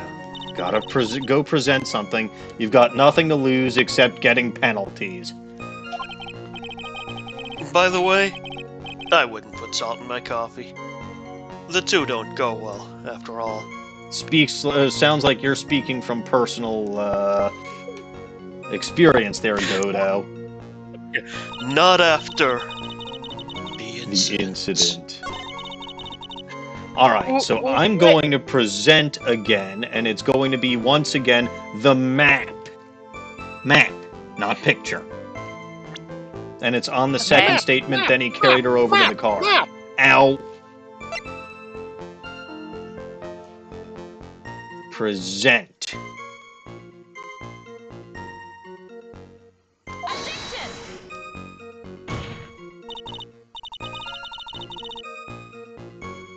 How is that wrong?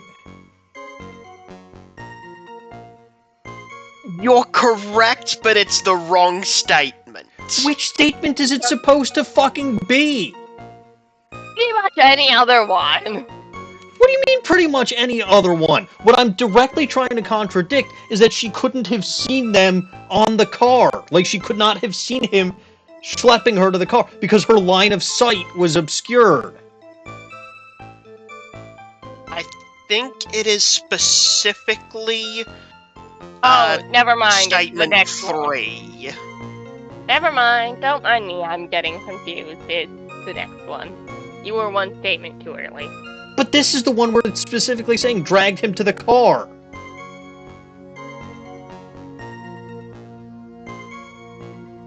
Yeah, I know. I know. I call bullshit. I don't even remember what the next statement is, but this was the most direct statement that she said, where she was telling me something that she specifically could not see.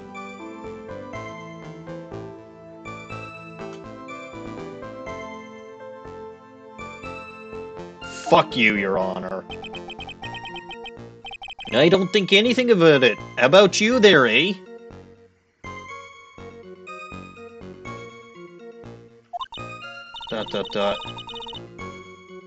I think plenty of it. Namely, she could not have seen what she is claiming to have seen.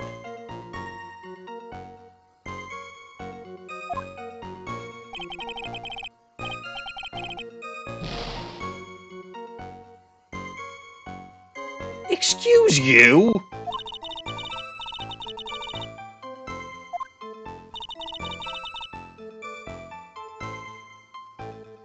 I'm not crazy, am I? No, you're just... No, you are making an incredibly sensible statement. So what the fuck? You're too early. How am I too early? She's specifically saying he carried her over to the car. She could not have witnessed this. We have this information. And the map is the best thing to prove it.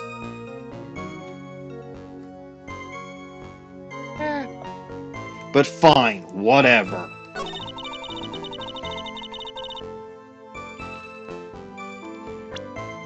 I fucking hate this game sometimes. Especially with how fucking painful it is for me to get evidence and present it. Not because I'm using my thumb, but because I'm not using my thumb.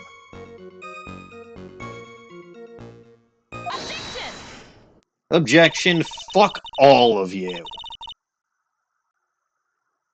The killer not wanting his victim to be found, I can understand that. However, the idea of moving the body for that purpose is clearly... So, okay, it was the I mentioned both points. But it's the second point that I said, right? Because the first one I said is she couldn't have seen him dragging the victim off to the car. Then the second one that I'm saying was I was also saying that you know, dragging her to the car made no sense when there's a perfectly good river to dump the body in. So I guess we're going with that one first. But, like, that should have come out in pressing. I wouldn't have needed the map, or I shouldn't have needed the map for that. Because it's an established fact that there is a river there. Anyway, however, the idea of moving the body for that purpose is clearly odd. There was a much easier way to make sure the body wasn't found. ... Well, what is it, theory? Take another look at the map. Okay, fine. Everyone's an idiot. Take another look at the map of the area and you'll see how. There's a river right below the bridge, as we've mentioned like about 50 gajillion times. And as I want to say Diapers Edgeworth himself said, you can dump a body in there and it won't be found. He probably knows this from personal experience.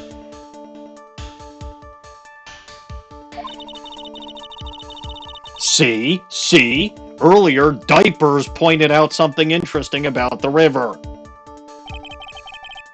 For those who are not aware, Eagle River is well known for its powerful current.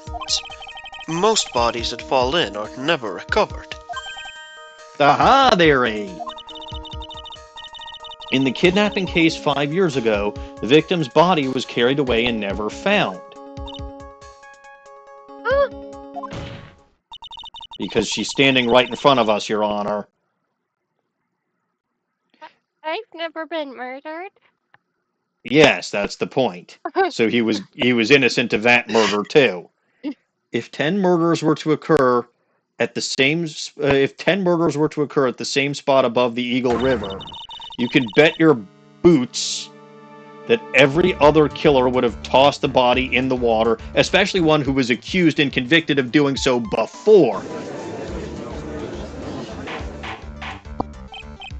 Order, order, order there, A. Get yourself some Tim Hortons. I'm not sure if I care for the way you put that, Ms. Fay. But I must admit it does seem odd not to have thrown the body in the river there.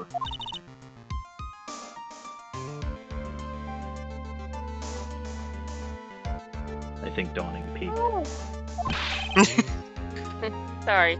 Oh. Well there, Mr. Diapers Edgeworth.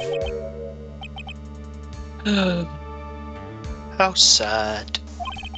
Perhaps Miss Fay would do well to try taking a dip in the river herself. Are you suggesting that she you become a murder claimed- victim?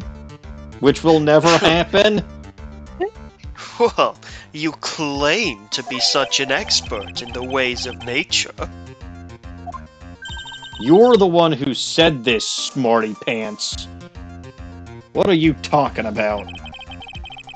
My point is that no matter how odd you may find the killer's method of body disposal, the fact is that this is what the killer did. None of your arguments have anything to do with what the witness saw. Which, by the way, was why I was going for the jugular in the first place and saying that she couldn't have seen him dragging her off to the car. Like, I figured this is where that dipshit would go. It's why I decided to not go this route and start with the obvious statement that she couldn't have seen what she claims to have seen, because that's irrefutable.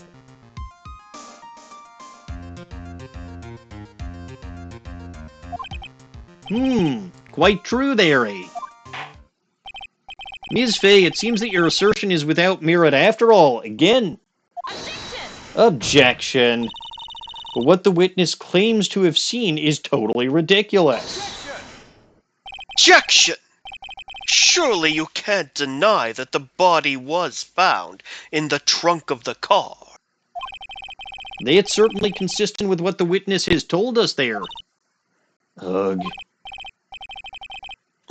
Please, witness, go on with your testimony. I'll try.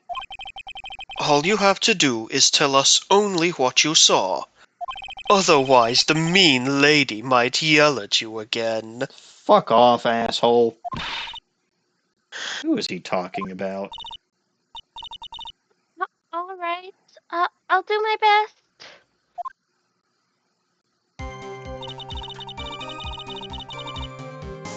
The killer broke into the trunk of the stolen car and left his body there. You're gonna fucking hate this. The killer supposedly did makes no sense unless the killer has a specific ritual What the killer supposedly did makes no sense unless the killer has a specific ritual. There's no... I mean... Whatever, but, like, this is where I have to present and put the map again, right? Yeah.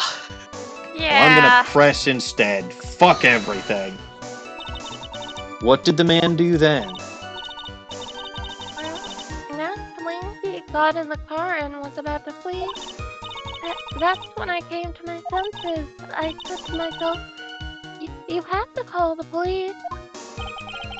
And so, that's when you called the police. Mm-hmm. You're sure that you saw that with your own eyes? Yes, I'm 100% certain. I call bullshit on everything. Specifically that you saw this. Fuck off. Take a map. Well, Ms. Hawthorne, it looks like you've done it this time. My name is Oscar. Are you confusing me with the victim? That's not a very good attorney thing to do. Uh-huh. Damn, she is bad at this. Or I'm just 15 steps ahead of everybody, especially you diapers. On what? Made a crucial mistake. A crucial mistake there. Like what then, Ms. Fay, eh? The killer broke into the trunk of the stolen car and hid the body in there. You're saying that you saw that, right? With your very own eyes. Yes, and? It's simple, Ms. Hawthorne. Take a look at the diagram. The place you claim to have taken the photo from that day is here. Do you see what I mean? Even if you tried to see the car, this outcropping of rock is directly in the way. You shouldn't have even been able to see that there was a car there in the first place, so what I pressed on, or what I presented on last time, should not have given me a fucking penalty. I'm so sorry.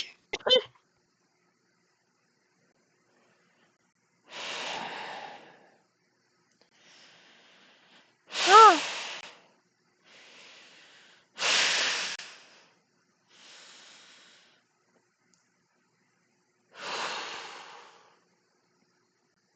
Are you okay?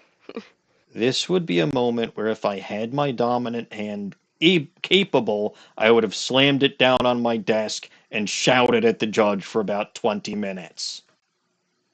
Yeah.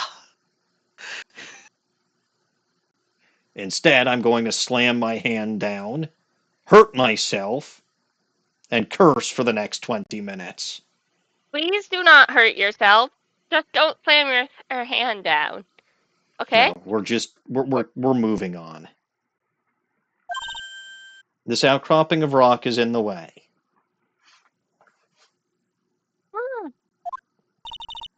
That's right, Ms. Hawthorne.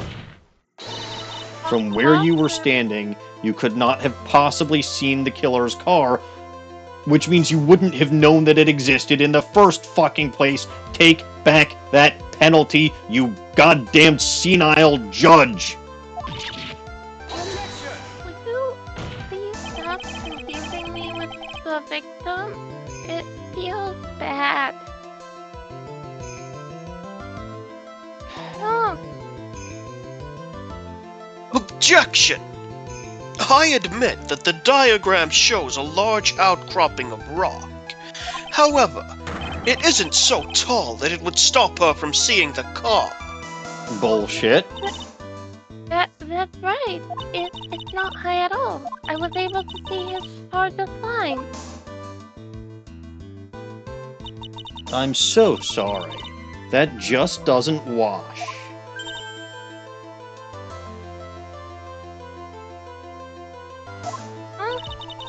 I believe it was the witness who presented this as evidence to the court, yes? This is the location that the photo was taken from. Your own photo tells the whole story. Aha! You can clearly see the left side of the bridge, but the outcropping that is being referred to is really more like a cliff. Aha there! Your view should have been completely cut off by this cliff, but you still claim to have been able to see the killer's car. No! Order in the court there, eh? What is the meaning of all this, ballyhoo? I could use some chamomile tea, please, if we're ordering. I'm very stressed out. Get that girl some chamomile tea there, bailiff? And Immediately. I would like and I would like an order of justice. Well, fuck Your you Honor, there, you hooser. don't jump You get nothing. Don't jump to any hasty conclusions, Your Honor. The fact that the escapee fled in a stolen car was reported on the news. After witnessing a murder, I'm sure you can appreciate that the witness was very upset. She must have heard about the stolen car and convinced herself that she saw it. Objection. What the fuck's the matter with you? But she was repeatedly warned before starting her testimony. She was told to testify only about what she saw with her own eyes. Oh! Oh wait, that's not Judge's line. Mr. Judge? What is it there? I think I must have remembered things wrong. Hold it! Hey, wait a minute. You can't just say that. Objection! Miss Fay, no one on the face of the planet is perfect. I mean, no one except me. I knew you were gonna say that, and the answer to that is abso-fucking-lutely not. You have the IQ of a rock. Actually, that might be insulting to the rock. Yeah, be nice to Bob. True, Bob is smart. Yes, indeed, that is true. Quite true there, You know what they say. To err is human, to forgive divine there. I'm inclined to give the benefit of the doubt to our witness here. What? That's just bullshit, Your Honor. Save the tears for later, kitten. Mr. ArmanDO, he's probably used to seeing this kind of shit in the courtroom. Don't look back until the trial is over. Now is the time to go forward. But that really was bullshit. Okay, kitten, you need to relax. Then you need to remember the other kitten's testimony. Meow. The killer broke into the trunk of the stolen car and hid the body in there. So tell me, Yeah. how did she know that? That too makes How sense did and she goes back know to my that he overall broke into point. the trunk? Yes, that goes back to the overall point that I was making, that she couldn't have seen it. Well, Miss Foster, until you can explain how you knew that, you're going to have a lot of very suspicious people on this side of the courtroom.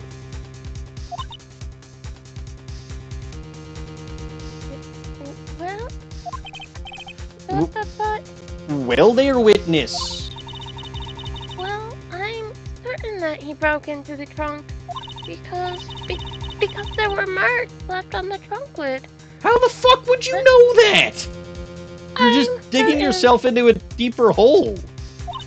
I'm certain they were scratch marks from when he broke into it. Well, what? Well, let me see that photo there,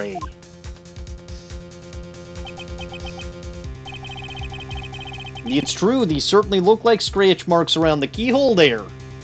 But again, how the fuck did she see that? She couldn't have seen the car, period, to say nothing of minute scratches around the keyhole of the trunk. It's obvious that this trunk has been broken open there. Well, Miss Fay, are you satisfied? Judge is on her side, I can't make any mistakes here.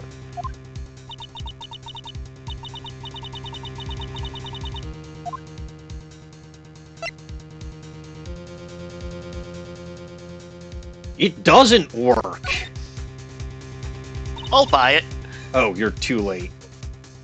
Ah. That- It's a fake choice anyway.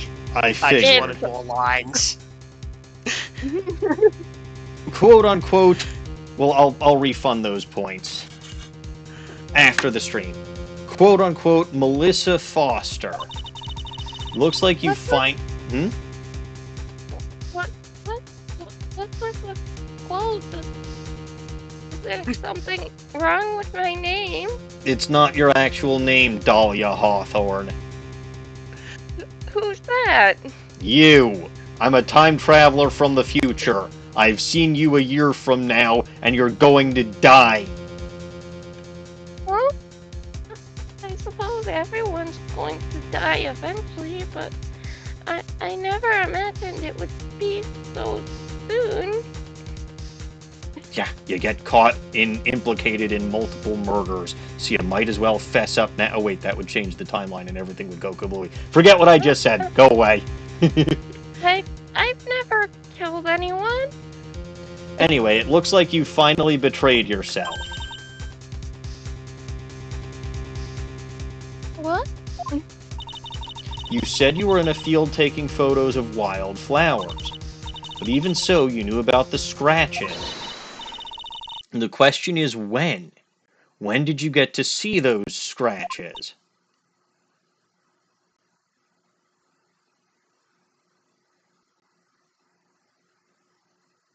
Well, Finally. I finally got her. I'm getting pretty tired of waiting over here. Okay. Then perhaps it would be faster if Miss Faye explained herself. Your Honor, there's only one possible explanation. The reason the witness had seen the scratches was... LG, do you want me to do this instead or no? they're not that good. Oh, but this one isn't that funny. Alright, I can refund the points if that's what you'd prefer. I'm just giving you the option. We'll see if there's any others that I like better, but if we don't do them by the time I finish the stream, just... By the time you finish the stream? Oh dear. Yeah. I'm stuck here for a I have while. control over that. I have control over that, you know? I can make you stop whenever I please. Well, alright, fine. I'm gonna say she put the corpse in herself. She put the corpse in herself. That's a weird place to throw a corpse. There's But only who Are you would think to calling her a look there? cannibal? put the corpse in the trunk herself. I was just reading what it said on the screen. Anyway, there's only one way the witness had the chance to see those scratches. Yes, what is it there?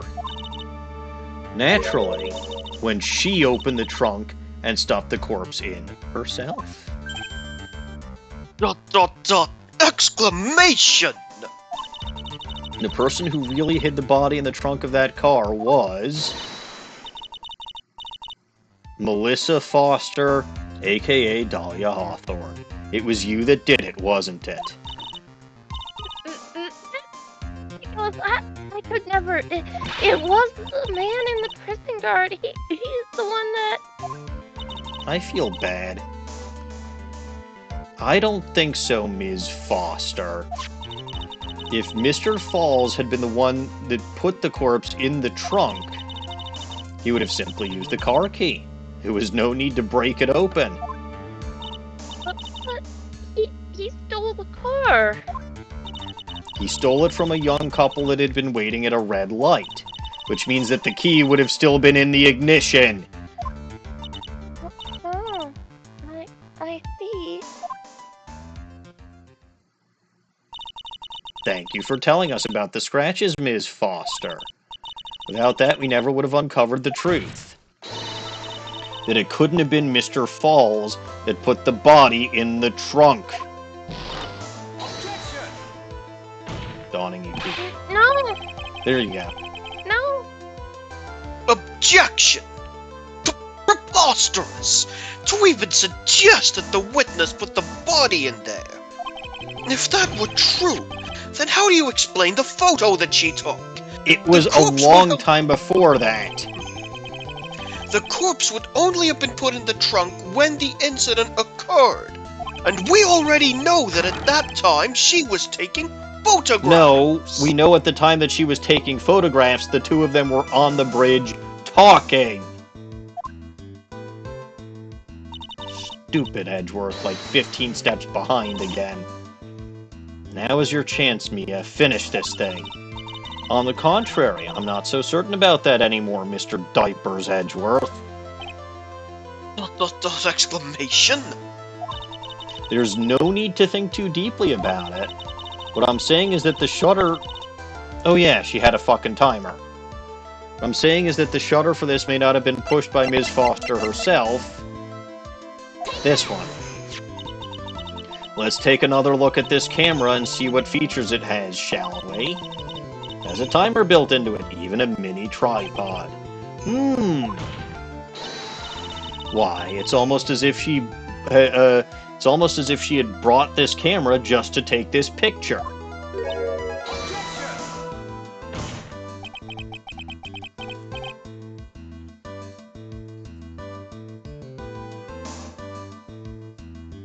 Oh boy, are you two on delay? No, you have... No. Oh! What? I didn't realize you weren't making that up on the spot. I was not following along very good. Even I'm not that good. Objection! What are you trying to say then, Miss Faye? That when the crime occurred, Miss Foster wasn't in the field as she claimed? Well, if she really did use the camera's auto timer, then the answer is yes, she was somewhere else. Exactly, she was not in the field. This is intriguing. Would the defense please explain further there, eh?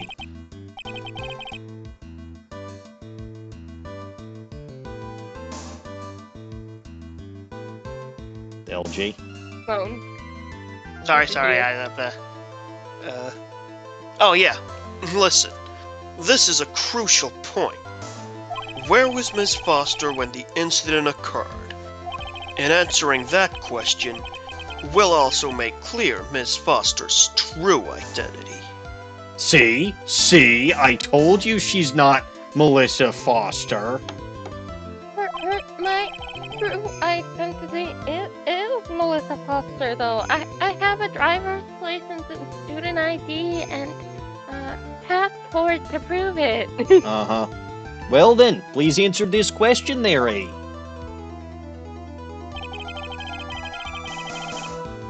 This is an excellent question. She was at the car. I was gonna say, she's probably at the car. Ow, ow, ow. What are you doing? Very awkward trying to manipulate this left stick with my not thumb.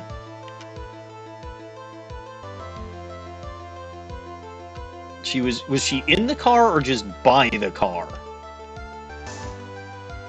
Present the car. That's kind of what I figured. Man, you mean you were gonna do this either way? 5, 6, 6. Yes, Pokey Delta. I'm pretty sure this is one of the incidents that she was talking about with DieGO ArmanDO when she killed ArmanDO. Naturally, the witness was... Oh, so this was what you were doing instead of the, I don't think it counts if you were going to do that anyway. Yeah, if you were going to present the car either way, I think I still have that on tap.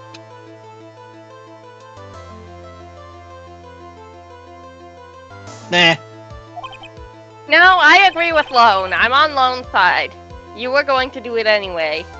I was debating it, but I hadn't come to a decision, and then LG said, do the car, and I'm like, okay. In the spot where the defendant's car was. Yes, she had to put the body in the trunk before the But there was no body at the time. Objection! You don't mind if I ask one teeny-weeny question, do you, Miss Fay? Uh-oh. He's got that condescending tone in his voice. If she put the body in the trunk at that time, as you suggest, that must mean Valerie Hawthorne was already dead at that point, correct? Indeed there, eh? Please take a look at the top of Dusky Bridge. It certainly looks to me like the victim is still alive. Am I mistaken? No, I think she's dead, and I think that that's actually, Dahlia. We can't see her face either.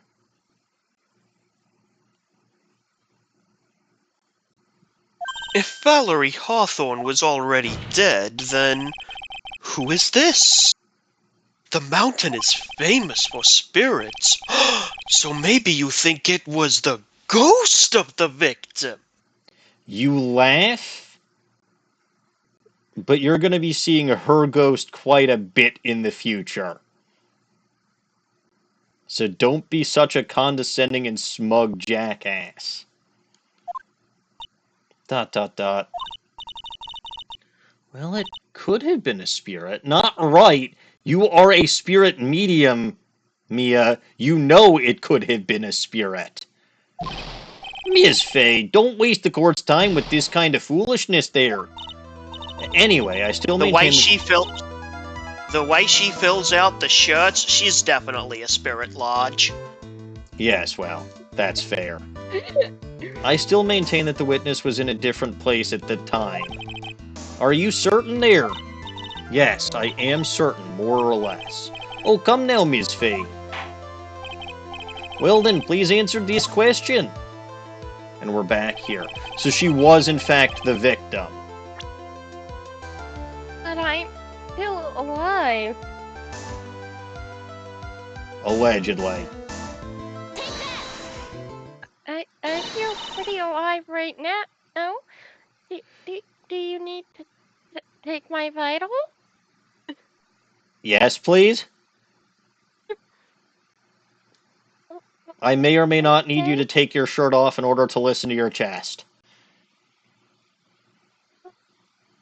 That seems like a bit much. It is very necessary.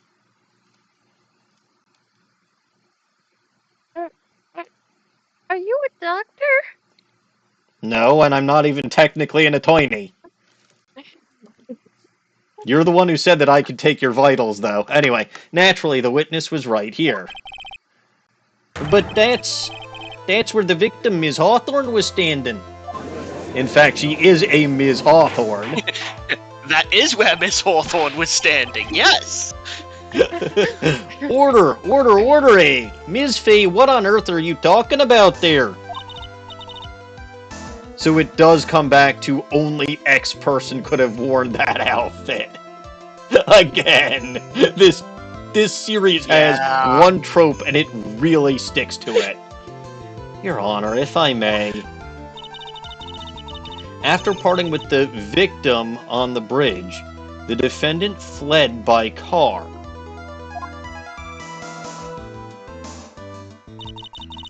But this would mean that there was no time to put the victim in the trunk.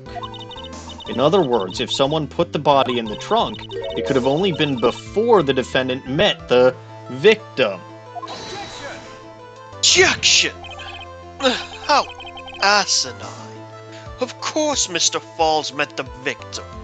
The only person with the opportunity to have put the victim in the trunk is the same man that killed her, Terry Fall. Objection! You still don't understand, do you, Mr. Diapers Edgeworth? It's because you belong back in diaper school, because you can't even tell the difference between blue and white, you goddamn pansy. He's just colorblind. By the time the witness's photo was taken, the victim was already dead. The person in the photo was not Valerie Hawthorne. It was Dahlia Hawthorne. Objection! What? I have never heard anything more ridiculous in my entire life. To this point, you're Then probably who? correct, but it will only get more ridiculous from here. Trust me. And in point of fact, you personally will be a victim of a similar fucking screw up in the not so distant future. This shit Then- becomes very common. Then who exactly is the victim in this photo? I told you. Would you catch up already, you moron? I specifically said that's where the witness was standing. It's obvious, you fool. It's your own witness. Get your head out of your ass. You fool, Mr. Mr. Miles Edgeworth, I cannot believe that you would make such a mistake. You are a disgrace to the Von Karma name. You're not a prosecutor yet, but you will be Francisco, soon. please, don't disown me. Don't make Daddy mad at me. Yeah, this is his first case. It's his father is probably keeping a very close eye on it. Well, his adopted father. Well, what are we talking about, dearie? It's the only possible explanation. The woman that Mr. Falls met on the bridge that day was not Valerie Hawthorne. It was you. A different Hawthorne. No, Melissa Foster, aka probably Dahlia Hawthorne. Me? No, I'm me.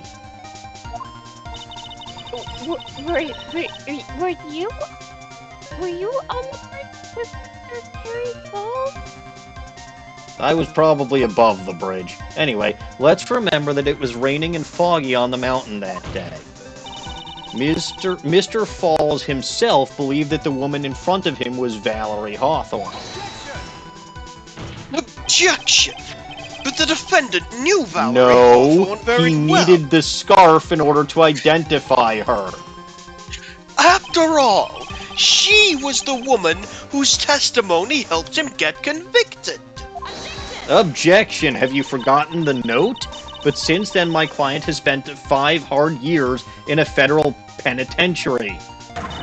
He couldn't remember exactly what she looked like anymore. Are you just making this up as you go along? Where is your proof? Where is your brain, you dumbass? It's right here. This piece of evidence will blow the case open. At the time of the incident, Mr. had forgotten what Valerie Hawthorne looked like. It's her note.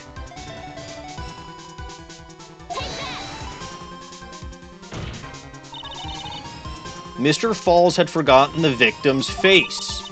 That's why he needed some piece of identification, namely this muddy...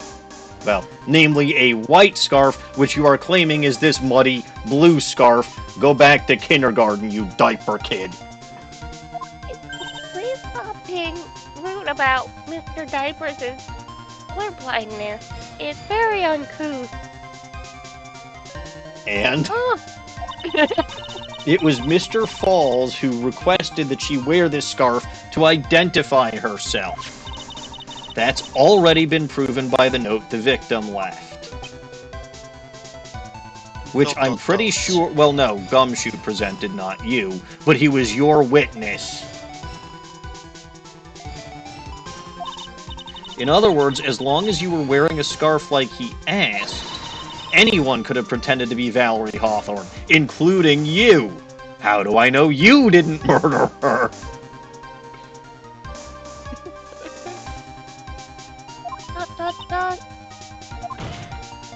Well, Mr. Lost as Edgeworth, what do you have to say about that? How do I know you didn't pose as Valerie Hawthorne with a white scarf? He doesn't have enough boobs. You can pad Alas, your it is my shirts. one flaw. Anyway. Alas, it is my one flaw. I lack the big naturals that would allow me to pass as Miss Hawthorne. Well, what do you have to say to that, quote-unquote, Melissa Foster? Mm,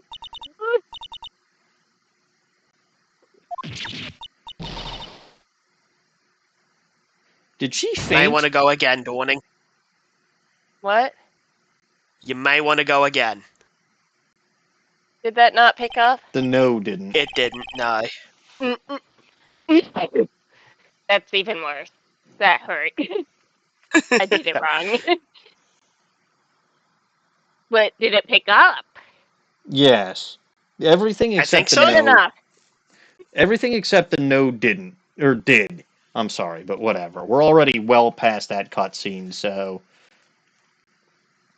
Where's Ms. Foster there, eh? She's collecting herself in the lobby. It's obvious that Melissa Foster did it. She hid the body in the trunk and disguised herself as the victim. Also explains how there was no blood or why there was no blood on the bridge. Also explains why the coat isn't bloody. Doesn't explain why the knife is still literally in the back, though. That strikes me as being weird. She set up the camera to snap a fake photo of them together. The only question is, why did she do it? Which I assume we're about to get to a recess and figure out next time, right? Yeah, that very soon. Uh-huh. Well, isn't that obvious? She's the real culprit. Ah! Well, we'll have to wait for Ms. Foster to compose herself before we start again there, eh? Until then, this court is in recess. The defense and the prosecution are both to wait in their respective lobbies. Mr. Diapers Edgeworth, I know you have a tendency to go into the defendant lobbies on occasion. You're not to do that this time there, mister. How do you know he has such a tendency? This is his first case. Poof. I am from the future. I am the Canadian time traveler there.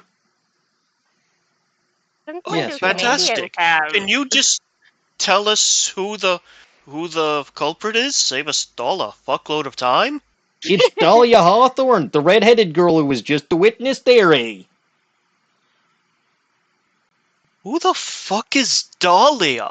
You'll The figure it only out Hawthorne in this case is Valerie. You'll figure it out in about a week there, eh? You're just slow on the uptake. Don't worry about it there. Well, if you say so. I do. Also, keep an eye on that dairy fellow. I suspect he's not going to make it through the end of this case. Which fellow? Which fellow are you saying isn't going to make it That through the dairy end of the fellow. case? Something tells me he's going to do something like that Phoenix Wright character is going to do in about a year. Except it's going to be actual poison, not just a pendant that used to have poison in it. Why are you assuming he's going to do such a thing? Alright, being honest, because we know Fuckface has a perfect record until Phoenix shows up. Right? And we know Dahlia doesn't get convicted until the next year.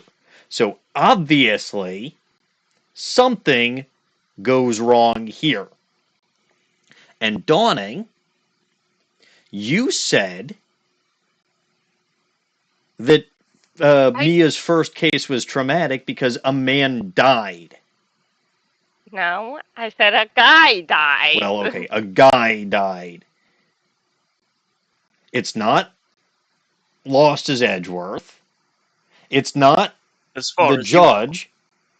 It's not Mia yet. DieGO doesn't die until 6 months or so before, well, quote unquote die, until 6 months later. So I'm reasoning that it's Terry, and I'm assuming that him dying is either going to make this a mistrial, so it technically doesn't count as a loss for lost as Edgeworth, or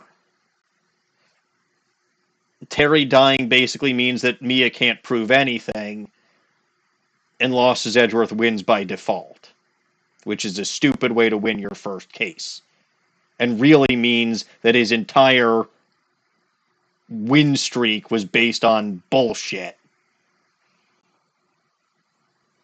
By default, my favorite way to win. Uh-huh. Because it's the only way you can win. Anyway, that's, yes, Your Honor. I'll have you know he got Mr. Matt on guard convicted fair. No, he didn't. The defense attorney was in on that. It was a setup. Very well, the court is in recess, theory. And so it is. To be continued. Hooray! Save my progress at this point. No! You want to do this all again? I absolutely do not want to do this again. Alright. Well. Oops. Dahlia has in fact returned. Except she's going as Melissa Foster for reasons as yet unknown, other than I suspect she was allegedly Fall's first victim, which means he wasn't guilty in the first place. Unfortunately, he would still be a criminal for escape, and he would still be a criminal for stealing a car. Very, very, very also minor for dating charges. a 14-year-old, but that hasn't been established yet. Explains why he ends up killing himself and continues the theme of people doing stupid things for the people they love. I knew that had to come in somewhere. I said 14. I know. That was 5 years ago. So, what have we learned today? I was right about Godot. He is DieGO ArmanDO. I'm pretty sure that there's really... he looks like DieGO ArmanDO. He has the same kind of beard. The same kind of beard, the same facial hue, same hairstyle, same outfit, except different colors. There's no way, and again, DieGO ArmanDO. I was right the whole time. And I'll take that win. Like, I will be very, very, very, very, very, very, very surprised if Godot doesn't turn out to be DieGO ArmanDO, unless it turns out Diego has a twin.